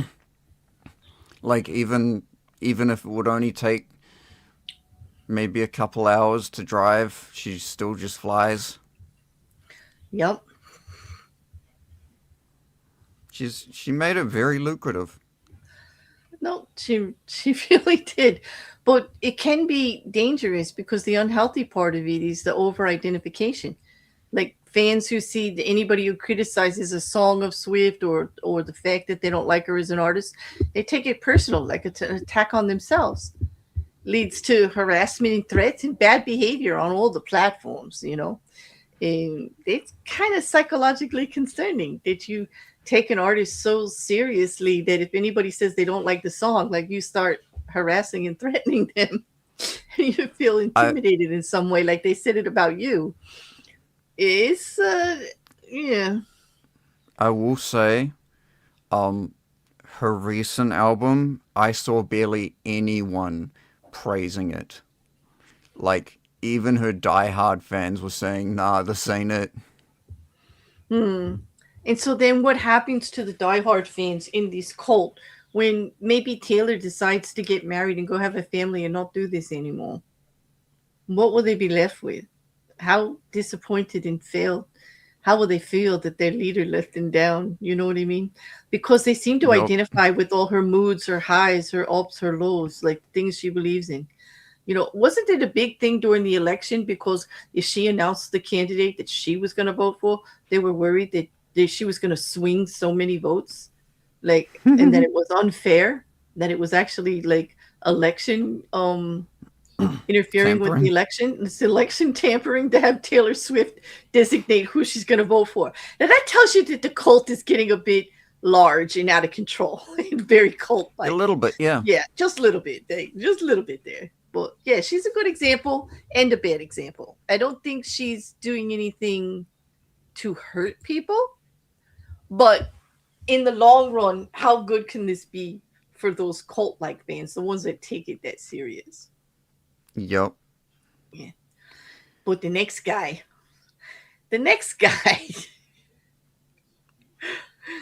now you were telling me about this one. Do you want to explain why Jared Leto's here as a modern example of Law 27? He just straight up made a cult. Straight up, like unapologetically was like, yeah, it's a cult. He did, and they So say it in what? their lyrics, in his band's Mm-hmm. lyrics, right? He says it in interviews all the time, and they make like special things for the people that will belong, like with the cult. He walks around in robes. He preaches to people like he's Jesus at these things. He makes them like has everybody walking around in communities. Has special events where they do yoga and meditation, and then he comes out and stands on a box and preaches to them in Jesus robes, like a true cult, like really acted like a cult guy, and just Mm-hmm. just and no bones about it. Like they talk about it constantly. It's in the lyrics, it's in everything interviews, and it's been for quite some time. He's just really out there with it. But what is this I cult just wish about? he put more effort into his acting. Well, we can't have everything. Well, he's acting like a very good cult leader. Well, actually, not. I don't even know the name of this cult. What is the name of this? Like, I don't even know anything about this cult actually, very much. Let me just see. Do you know what the? I don't know their main what their main motivation is. I just know these people are nuts. Well, hey, that was Taylor. I know I found Jared here somewhere. Uh, it's it's based mostly. Oh, he uses all the rules. Okay, he deliberately frames everything as a cult. He says, yes, this is a cult. He does it in his 30 Seconds to Mars songs, in all his interviews. You know, he talks about belonging and stuff and social identity. He made a hierarchy of what he calls the group. He calls them the echelon, just like there's Swifties. Now there's the echelon. Okay, a tight knit community that's described as more like family, a religious fellowship. You know, in the term appears in his music, like, and so he's actually enticing them with it all the time, the people that belong. He uses rituals and imagery and quasi-religious staging. Like I said, he has those retreats with yoga and meditation, and he calls it the Church of Mars. Okay, he uh shows up barefoot in robes and gets on a platform and speaks to them, like he's preaching the gospel. It's textbook ritual and spectacle, to get to people psychologically. Like he uses the setting of stage just like Mesmer did, right? And then here's the part that gets me. This he uses very well. Us versus them. Whenever there's any coverage about him starting this cult, like the Echelon or anybody talks about it, they have a slogan. He made the slogan himself. Hashtag you wouldn't understand. Hmm. Like, we could explain it to you. He tells the journalist, well, I could explain it to you, but you wouldn't understand. In other words, doing us versus them. You're either with us or you're not. Like, I'm not going to talk to you about it because you're not one of us. Like, I'm not going to let you criticize it. I'm not even going to tell you anything about it. Like, and it makes a very fervent loyalty to the ones he's protecting. He's not like accepting any criticism. You can't talk about it, but it's a in group or out group kind of thing. He When they ran Camp Mars in Malibu, they were charging $999 for 2 nights of camping. You had to bring your own tent. This was just to attend. There's no room, there's no food. You had to bring your own tent. Okay. And then you had to pay separate for all the other activities. So it was just for the privilege of getting there. Jesus Christ. He has an island. Fans pay $6,499 for 3-day retreat. And on that one, they at least give you some meditation and some chanting. And you get to see Lido roaming around the island a little bit. It's big money. It's big money. But there's nothing about what his actual preaching is. But he really plays into the charismatic prophet persona, doesn't he? He's wearing the robes, the long hair, Oh, the makeup. he's perfect Doing that example of it. whole he's doing that whole prophet, Mm-hmm. Jesus thing, and it's I all am the in the Messiah. music. Yeah, I'm the Messiah. It's all in the music. He does the raised arm poses all the time, you know. And basically, his cult is worshiping the ground he walks in, and he's making a Mm-hmm. lot of money doing it. I mean, I guess if your acting's that bad, you got to do something. Hmm? I, I, you yeah, so sounds you about right. you You so wish so you had said that. You just I could see it. I can hear it in your voice. You're like, God damn, I wish I was the one who said that. Like, but it's true. You're always picking on his it acting, is. but this is why he had to build a cult, like because acting wasn't really working out. When You in know, doubt, build a cult. build a cult. Yeah. Your So business isn't working, start a cult.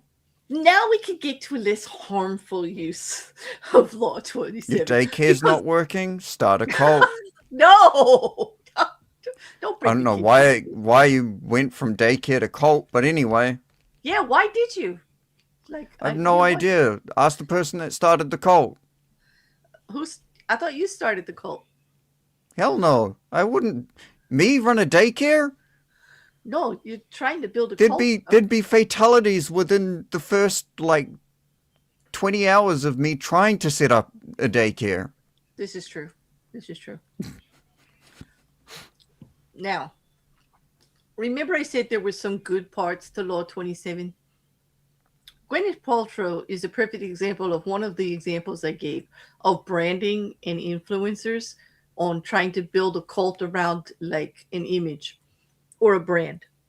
And Gwyneth Paltrow did that with her Goop company, going in opposition of big pharma and mainstream makeup and all these other industries with the actual goop positions of wellness as an alternative truth, challenging all of these things in conventional medicine, saying it was like courageous and an enlightened path that others may not understand yet, but that it's really this simple, you know, vague feeling, vague feel good promises like, we're going to detox, balance your energy, healing modalities, give you a high vibe sensation, you know, with nothing really being any different than any of the other products out there, like, except for the way she's marketing it. And she's just turning it into like a different thing, natural, good for you, like, just different from the rest, like, less chemicals, smells good. I could tell you they don't. They don't. The candles is no, no. We've done many jokes over on the shows about Gwyneth Paltrow's candles, for sure. Really not good. Wasn't And she the there's one been that made the candle over? yes, yes, yeah, Uh, yes, yes. Okay. Nobody uh, needs that. Nobody needs that. Okay. No, but no. yeah. So, but this is the thing. For her, it was very successful because she built a cult around natural and she does have a fresh look, right? She did it with her successor. Like she looks like the girl next door, blonde. She doesn't wear a lot of makeup. She's thin, she's attractive, she's famous. Okay, and so like kind of promoting the good life, healthy eating. No meat, no fat. Vegetarian, all natural, organic, whatever, all these healing modalities, stuff like that. Well, she did it in a good way. She really didn't hurt anybody with it. None of her products, besides being offensively smelled or whatever, were very damaging or anything like that. But it was a good use of Law 27 using like a cult like branding, you know, kind of like making herself a prophet of goodness, you know. Do you know what I mean? Follow me, and you'll be healthier, happier, Exactly. and more spiritually wealthy. Hmm. She did use pricing for special events and stuff like that. She held things like in good health was in Goop Health rather was one of them that was like a luxury immersive wellness summit with baths and healers and aura photography and like all the woo you can handle in one place. Let's just say that, you know.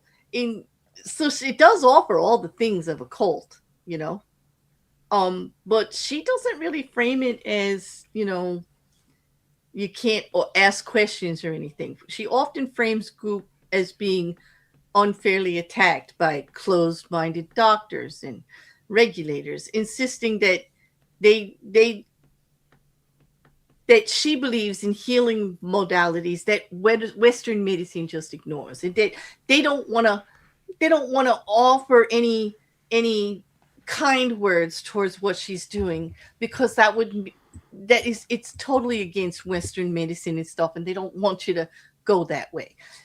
She said that Yes, she gets because attacked because she's like a war on science because she describes everything is just being simple in nature and you don't need like all this other stuff. But then again, she doesn't look as young as she is because she's not doing anything or hadn't done anything. Or, mm-hmm. but you know, she's avoiding the label of anti-science while she's actually promoting, anti-science. She promotes that she's being open-minded and that this is the true way while discrediting all the others and besmirching and labeling all other things as just not good for you, right? So it's Exactly. kind of clever. Well, she is using it, but she's not necessarily hurting anybody like by doing it. Like it's not as I don't know, unless you're overly sensitive to smell, it might be, you know. And also taking people's money and overspending on products that are like $10 at Walmart and have the same ingredients as her $2,000 whatever. Yeah. Yeah. So I guess you could Yeah. be, you know, I mean, pseudoscientific claims like jade eggs and steaming and energy stickers like work. I mean, do they? There was Yeah, they work about as much as you believe they work. That's I about it. I remember there was a small phase where a bunch of people were selling actual radioactive stuff as health products. Mm. I mean, it's good that she's actually promoting wellness for people and that they should pay attention to their diet, exercise, and what they consume and what they put on their skin and things like that. That they should look at ingredients and really find if things are helpful.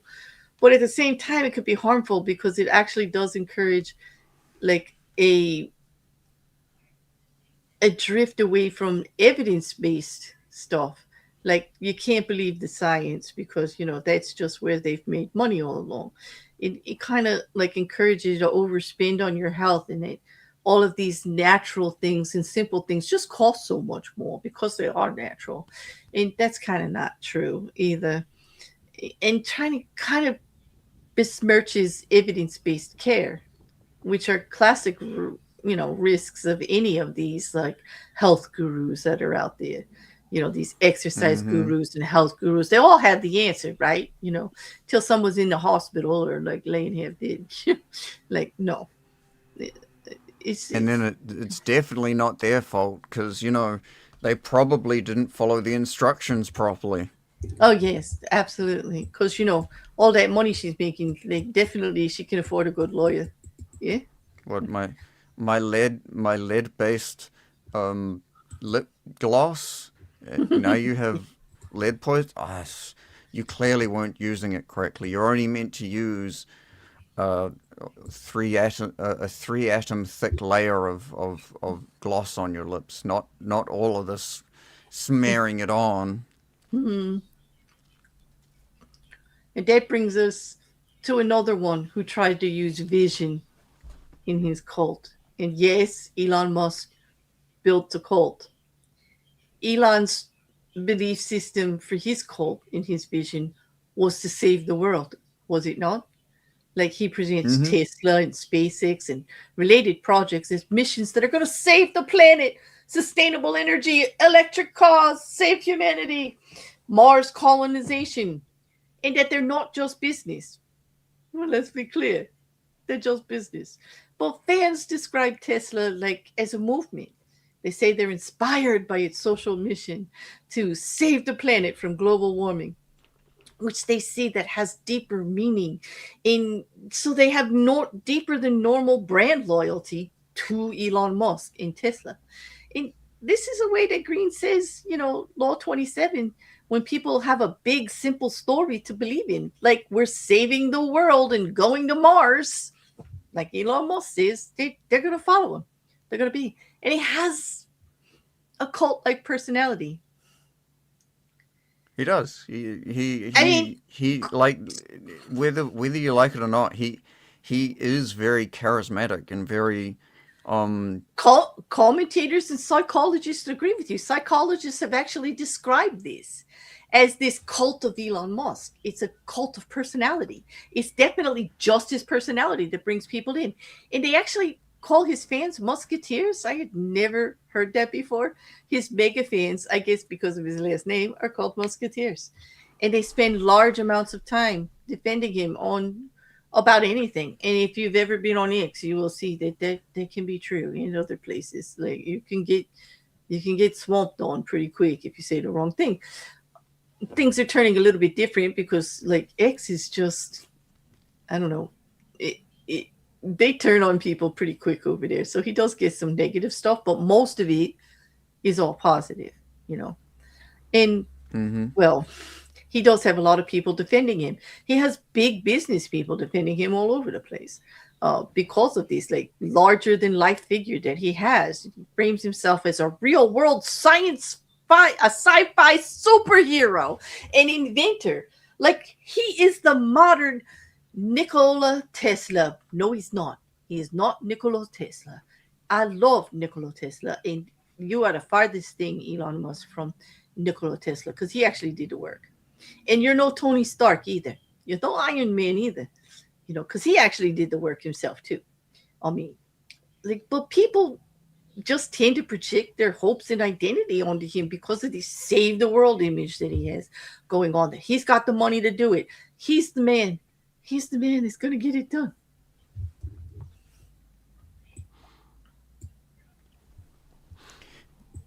And I mean, how many promises has he made? He Mm, he he he's he's notorious for making promises where it's like, I will come, I we will have what's one of the big ones, the Roadster. yep. He talked about building the Roadster back in like 2015, 2014, something like that, saying that it's going to be ready by 2019, and then 20, or like, Mm-hmm. was it 2019? I can't remember. Um, but he just kept on pushing it back and back. Pushed There's it, and it also never the happened. Yeah, it just never no, happened. it hasn't Yeah. happened yet. There, there, Um, there's so many Cyber unfulfilled. trucks are kind of Yeah, that's being kind of a used. bit of a failure. Come on. Cybertrucks are It's- kind of being used, but not as widely. I mean, if you love him, you love him. If you hate him, you can find a million things like wrong with him. Absolutely, because he has successfully turned himself into a cult stock, and people Oh, emotionally he's attached. He's got emotionally attached investors who buoy the price and actually evangelize the brand as best that they can for him. mm, He's got a loyal base of consumers, employees, and online defenders who amplify his companies actually far beyond what a normal CEO of a company could expect to get. I mean, he's actually effectively serving as a free marketing agent for himself. Like he's mm-hmm. actually doing free marketing when he created this cult. It does so much free marketing for him. It's unbelievable. But And he's good at it. yeah, but see, the backfire is the risk here because that same cult energy magnifies backlash when his behavior or a decision, like the X controversies, the political posts that alienate parts of the public, leading to large reputational damage and concern about dangerous defecation of Elon. Okay. Right now, we're seeing a turn on that. Like he was really popular last year. And this year, there's a little more negativity towards him based on some of his actions and some of the things that happened, you know? So that cult of personality can turn and overshadow the product itself, the governance of it, and it kind of makes it a little unstable. It creates volatility, making it harder to separate sound criticism from just fan wars. Oh, well, you just don't like Elon, you know, they, right? Exactly. So, I mean, and that is one thing, is that that a lot of the time he's very good at framing any detractors as haters. He does that us versus them very well. Um, and because like he is successful, he mhm, whether people like it or not, he is in fact very successful mhm, at when he puts his mind to it, and he has shown success, mhm, and people want to follow that. yep.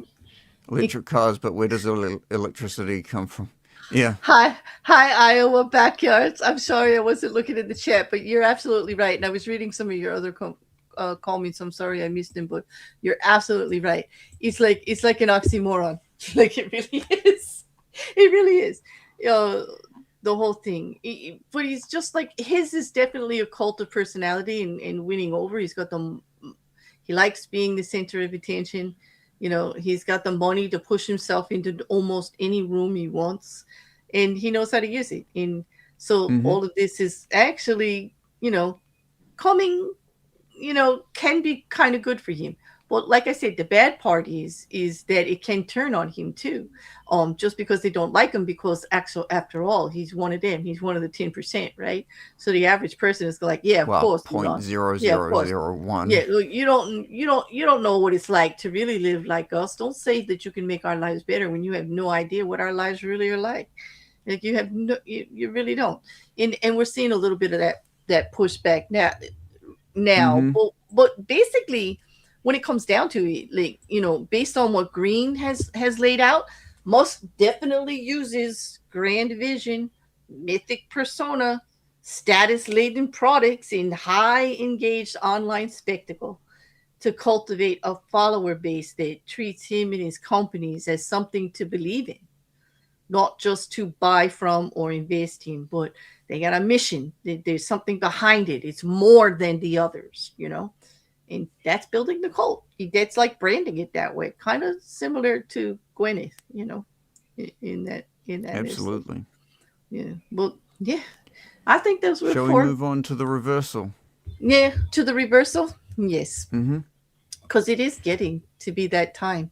We had a bunch of Yep. questions, but I think we covered most of them anyway. Mm-hmm. But, I think so um, too. yeah, let me, So, because you want to read that for us? yep, I can read the reversal. Thank you. And the reversal goes: one reason to create a following is that a group is often easier to deceive than an individual, and turns over to you that much more power. This comes, however, with a danger. If at any moment the group sees through you, you will find yourself facing not one deceived soul, but an angry crowd that will tear you to pieces as avidly as it once followed you. The charlatans constantly faced this danger, and they were always ready to move out of town as it inevitably became clear that their elixirs did not work and their ideas were sham. Too slow, and they paid with their lives.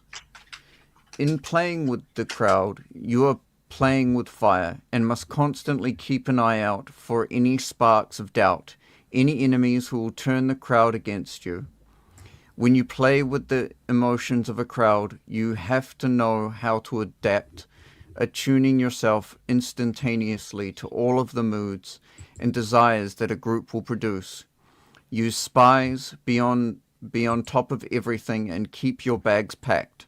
For this reason, you may often prefer to deal with people one by one, isolating them from their normal milieu can have the same effect as putting them in a group.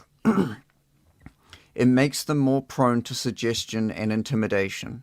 Choose the right sucker, and if he and if he eventually sees through you, he may prove easier to escape than a crowd.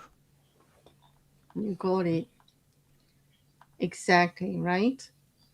Mm-hmm. That kind of like the reversal kind of like shows like some of the pushback that happens on Gwyneth when it became like the ingredients were the same as like some other very minuscule brands in like small discount stores, and then the pushback on Elon when people don't believe he really understands what it's like to be them when he I started doing politics and trying to say he knew what was best for everybody. But I actually think one of the best things, one of the most positive scams hmm was actually Gwyneth Paltrow, I think so and too. not because it was a scam, um, but because it taught people to actually look at the label, hmm actually look at the ingredients of what you are buying. And hmm in fact, more often than not, something that you're buying that you think you're paying top dollar for is no better or no different to something that is much cheaper. hmm I actually I actually had this happen to me. Well, not not like bought something more expensive. I actually was, believe it or not, looking for clothes whitening product, hmm and and so I looked at the most expensive product, and it was like this stuff called Oxy Action Hyper Whatever, Super whatever. Yeah. Power Wash. And I looked at the ingredients, and I was like, okay, what's the active ingredient? Okay, that's the active ingredient. Then I looked for the cheapest whitening, clothes whitening stuff, and I looked at the active ingredients on that, and it was the exact same.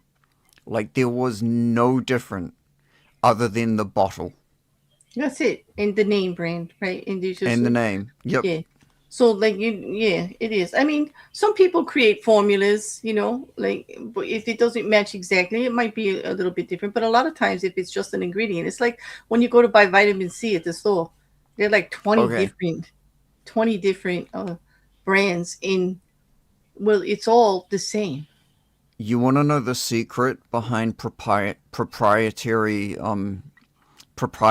recipes in like those in supplements and stuff? Hmm. You can legally call something a proprietary if you change something by a fraction.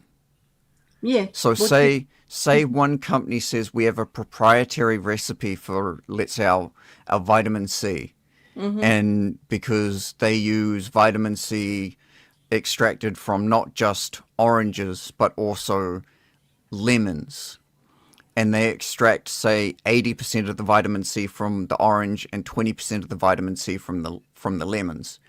You can then make a product of your own by extracting 81% of the vitamin C from the orange and 19% from the lemon, And call it something else and and just make it call it like something yeah. else. And this is why Yep. there's like 21 different brands on the shelf and they all do the same thing Yep. at the same time. All right, like I get that. It's a shame. But anyway, we did find a good way for this law to actually work. Mm, well, We did. we did. So we didn't get to go over the questions because we were very late for our stream. For those of you who are Mm-hmm. listening later, and so we're going to be ending this soon. But the questions are there, so if you want to answer them for us, great. Please meet us in the comments. We do love to hear from you. We really do. In one thing I did want to ask you, Recker, is like, Mm-hmm. have you ever been disappointed by someone you followed in music or like an actor, a celebrity, a famous person? Like you ever been like eventually like just disappointed by them? Like just like you feel like you were part of the group and you understood where they were coming from, and then you just found out it was all like baloney.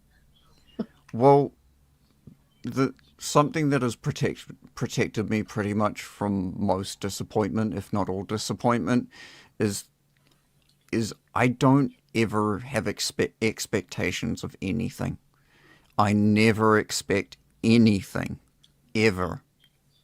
That way, I'm never disappointed. How can you say that? Like, if you spend $5 on an ice cream cone, don't you expect Yep. it to be good? Well, Don't you expect to get $5 worth of ice cream and for it to be I good? hope that it's good, but you know, it's And if it's not, would you be if it's disappointed? not, I of course I'd be disappointed, but it's like it is what it is. I it's I just don't go by there again. I just wouldn't purchase ice cream from the place again. If So you're saying there's never been anybody that you followed for 3 or 4 albums, you thought they were really good. They put out their last album and it totally sucked, and you're just like, I'm done with them. Like, I'm so disappointed like that. They just totally, that's not what they advertised to be. um no, because more often than not, it's not an expectation that I have of people. It's more just a hope. Like I'll hope that, like for instance, J. Cole's The Fall Off. I hope I was hoping that um I was hoping that it would be this absolutely crazy album, Mm-hmm. and it it it grew on me. It did, but It it fell started off short. when I first listened to it. It was kind of a bit meh, but then as I listened to it, it grew on me. But will And I you should admit say, because at Rocket Couch sort you of changed your, brought something up. this is totally Um, true. This is it. the I wouldn't say that I have no expectations. It is more I consciously try and have no expectations, but of course there's always going to be Right. more Because you did expect that album to be unintentional what expectations. you did have expectations of what the artist said that album would be. The build up was tremendous Hmm. for that album. And yet, so you were disappointed. You were, because it wasn't what they said. You realized it wasn't what they said, but then you changed your perception to understand what it was, and you liked it for what it was. So it's not that you weren't disappointed or that you didn't have expectations, because you did. Like, you know what I mean? Like, It's because more artists do that. They set us up for expectations on things, and it's natural to be disappointed when they don't deliver, and you have to admit it. They did not deliver what they had put out for so long that that album would be. It's not mm, that it wasn't a good album. It just no, wasn't what they said and what they had everybody expecting it to be. yeah, or at least in Yeah. my interpretation. It didn't live up exactly. It just didn't live up to the hype, because, like, No, but for what it was good on its own. mm, It just didn't. What was it? 10 years? It just didn't. It just didn't live up to that, and it didn't live up to everything that we had talked about, that they were saying in interviews that it would be about. How it was portrayed. It just wasn't it. Just wasn't it. It didn't click. and mm-hmm. and that's fine. I mean, that happens, but that's what I mean. Everybody gets disappointed by people's expectations in, like, what we. Yeah, there definitely is a little bit of expectation there. When, like, if I tell you I'm going to be, I don't expect you to be too terribly disappointed or ruin your world. But, like, when we told everybody we would be here at 6 o'clock, they were expecting us to be here at 6 o'clock. Okay. And they had every right to expect us to be here at 6 o'clock, because that's what we Oh, said. absolutely. And that is what we actually set as a precedent for all the other chapters before. The 26 Mm-hmm. chapters before this one, we were here at 6 o'clock. So, Exactly. exactly. So, you know, I would expect that they would have been disappointed in us for being 40 minutes late and having a Oh, ridiculous absolutely. excuse like the time change, for it. Late. Yeah. But that's what Mm. happened. But you know what I mean. Things anyway. I do hope that some of you will take on the questions if you're listening later, or you feel like it if you're in the chat and you want to get into the comments and the. Let me just put the questions up on the screen for those who don't want to pull up the thing, just so it's captured for them if they want to delve into them later at any time. I'm just going to I have to grab it again because I actually got rid of the whole thing already. Record, sometimes I'm just, you need to rein me in, dude. Okay, there we go. So let I me. guess actually there is one thing that I consciously expect, and it is always the worst because I hope for the best, but it expect the worst, but hope for the best. Mm-hmm. There you go. I do that often too. Like, I plan. Like, if I'm worried Mm, about something, I will, like, in my head, what's the worst case scenario, and then, like, make a plan around it, and then just mm-hmm. not worry about it anymore. Exactly. Can I put them in the description? Yes, actually, the whole link is. And you know what? That's a good idea. I will copy them and I will put them in the description. I would thank you for the. Or make it a pinned comment. Yeah, I can make it a pin comment down there too. And see if they would like to do that. You know, and I'll Mm, actually put it in the description too. That's a good example, because we just don't have the time without keeping y'all here for another hour to go over on. But I thought there were some good ones. And I really do appreciate everybody taking the time to call me, even though we were late, and hanging out in the chat. And giving us some good things to talk about back and forth as we tried to wrestle this law into some useful Rick. Well, I've got plenty of notes, so I know exactly how I'm going to start my cult. I mean, my gathering. Um, and I feel like we succeeded. Yeah. You think I found some good uses in it besides you starting a cult, which is, in my humble opinion, not actually a good use of this law. It was I mean, not. we can agree to disagree, but you Well, know. I mean, I think we found some ways to actually see some good in it that could be used. Mm-hmm. That some people are using it not to harm others. I really have an issue for those that are actually harming others, and most cults do. So it was a rough one for me. Until we get into the psychological part of why it works and everything, and that really burns my butt when people are using like human nature to take advantage of people and exploit them. Oh, absolutely. Especially just like preying, like predators. It's just very distasteful for me. But I wrap my mind around it. You know, so mission accomplished on that one. So, Yes. would you like to tell them what's up for next week? Next week is Law 28, and it is interaction with boldness. Oh, I think I could get around that one. I think I like that one. I think this one's Interaction going to be with an easy one. Baldwin. I think, Mm. but we will show up No, on time. don't interaction with Baldwin. He'll end up shooting you, No, I allegedly. said boldness. Boldness. I didn't say Baldwin. Oh my god. Sorry, not sorry, people. He is a menace. There's nothing we can do about that. Oh God. Anyway, so any last words for everybody else? I'm just going to say I hope to meet you in the comments. Thank you very much for being here. Thank you for listening later if you do. We like our replay crew. You're keeping this channel going. We love everyone in the chat who comes to give us a hand with the discussion, ask us questions, whatever, whether you do it in the chat or you do it later in the comments. It's greatly appreciated.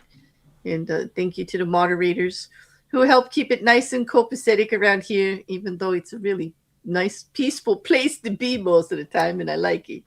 And you guys do a good job. Thank you very much. And thanks, Wrecker, for doing this with me and keeping me challenged. I always enjoy it. So I'll leave on that. Besides the YouTube thing of like, share, and subscribe if you haven't already, so you get the notifications. So meet us in the comments, and I will give the last words to Wrecker. Join my gathering.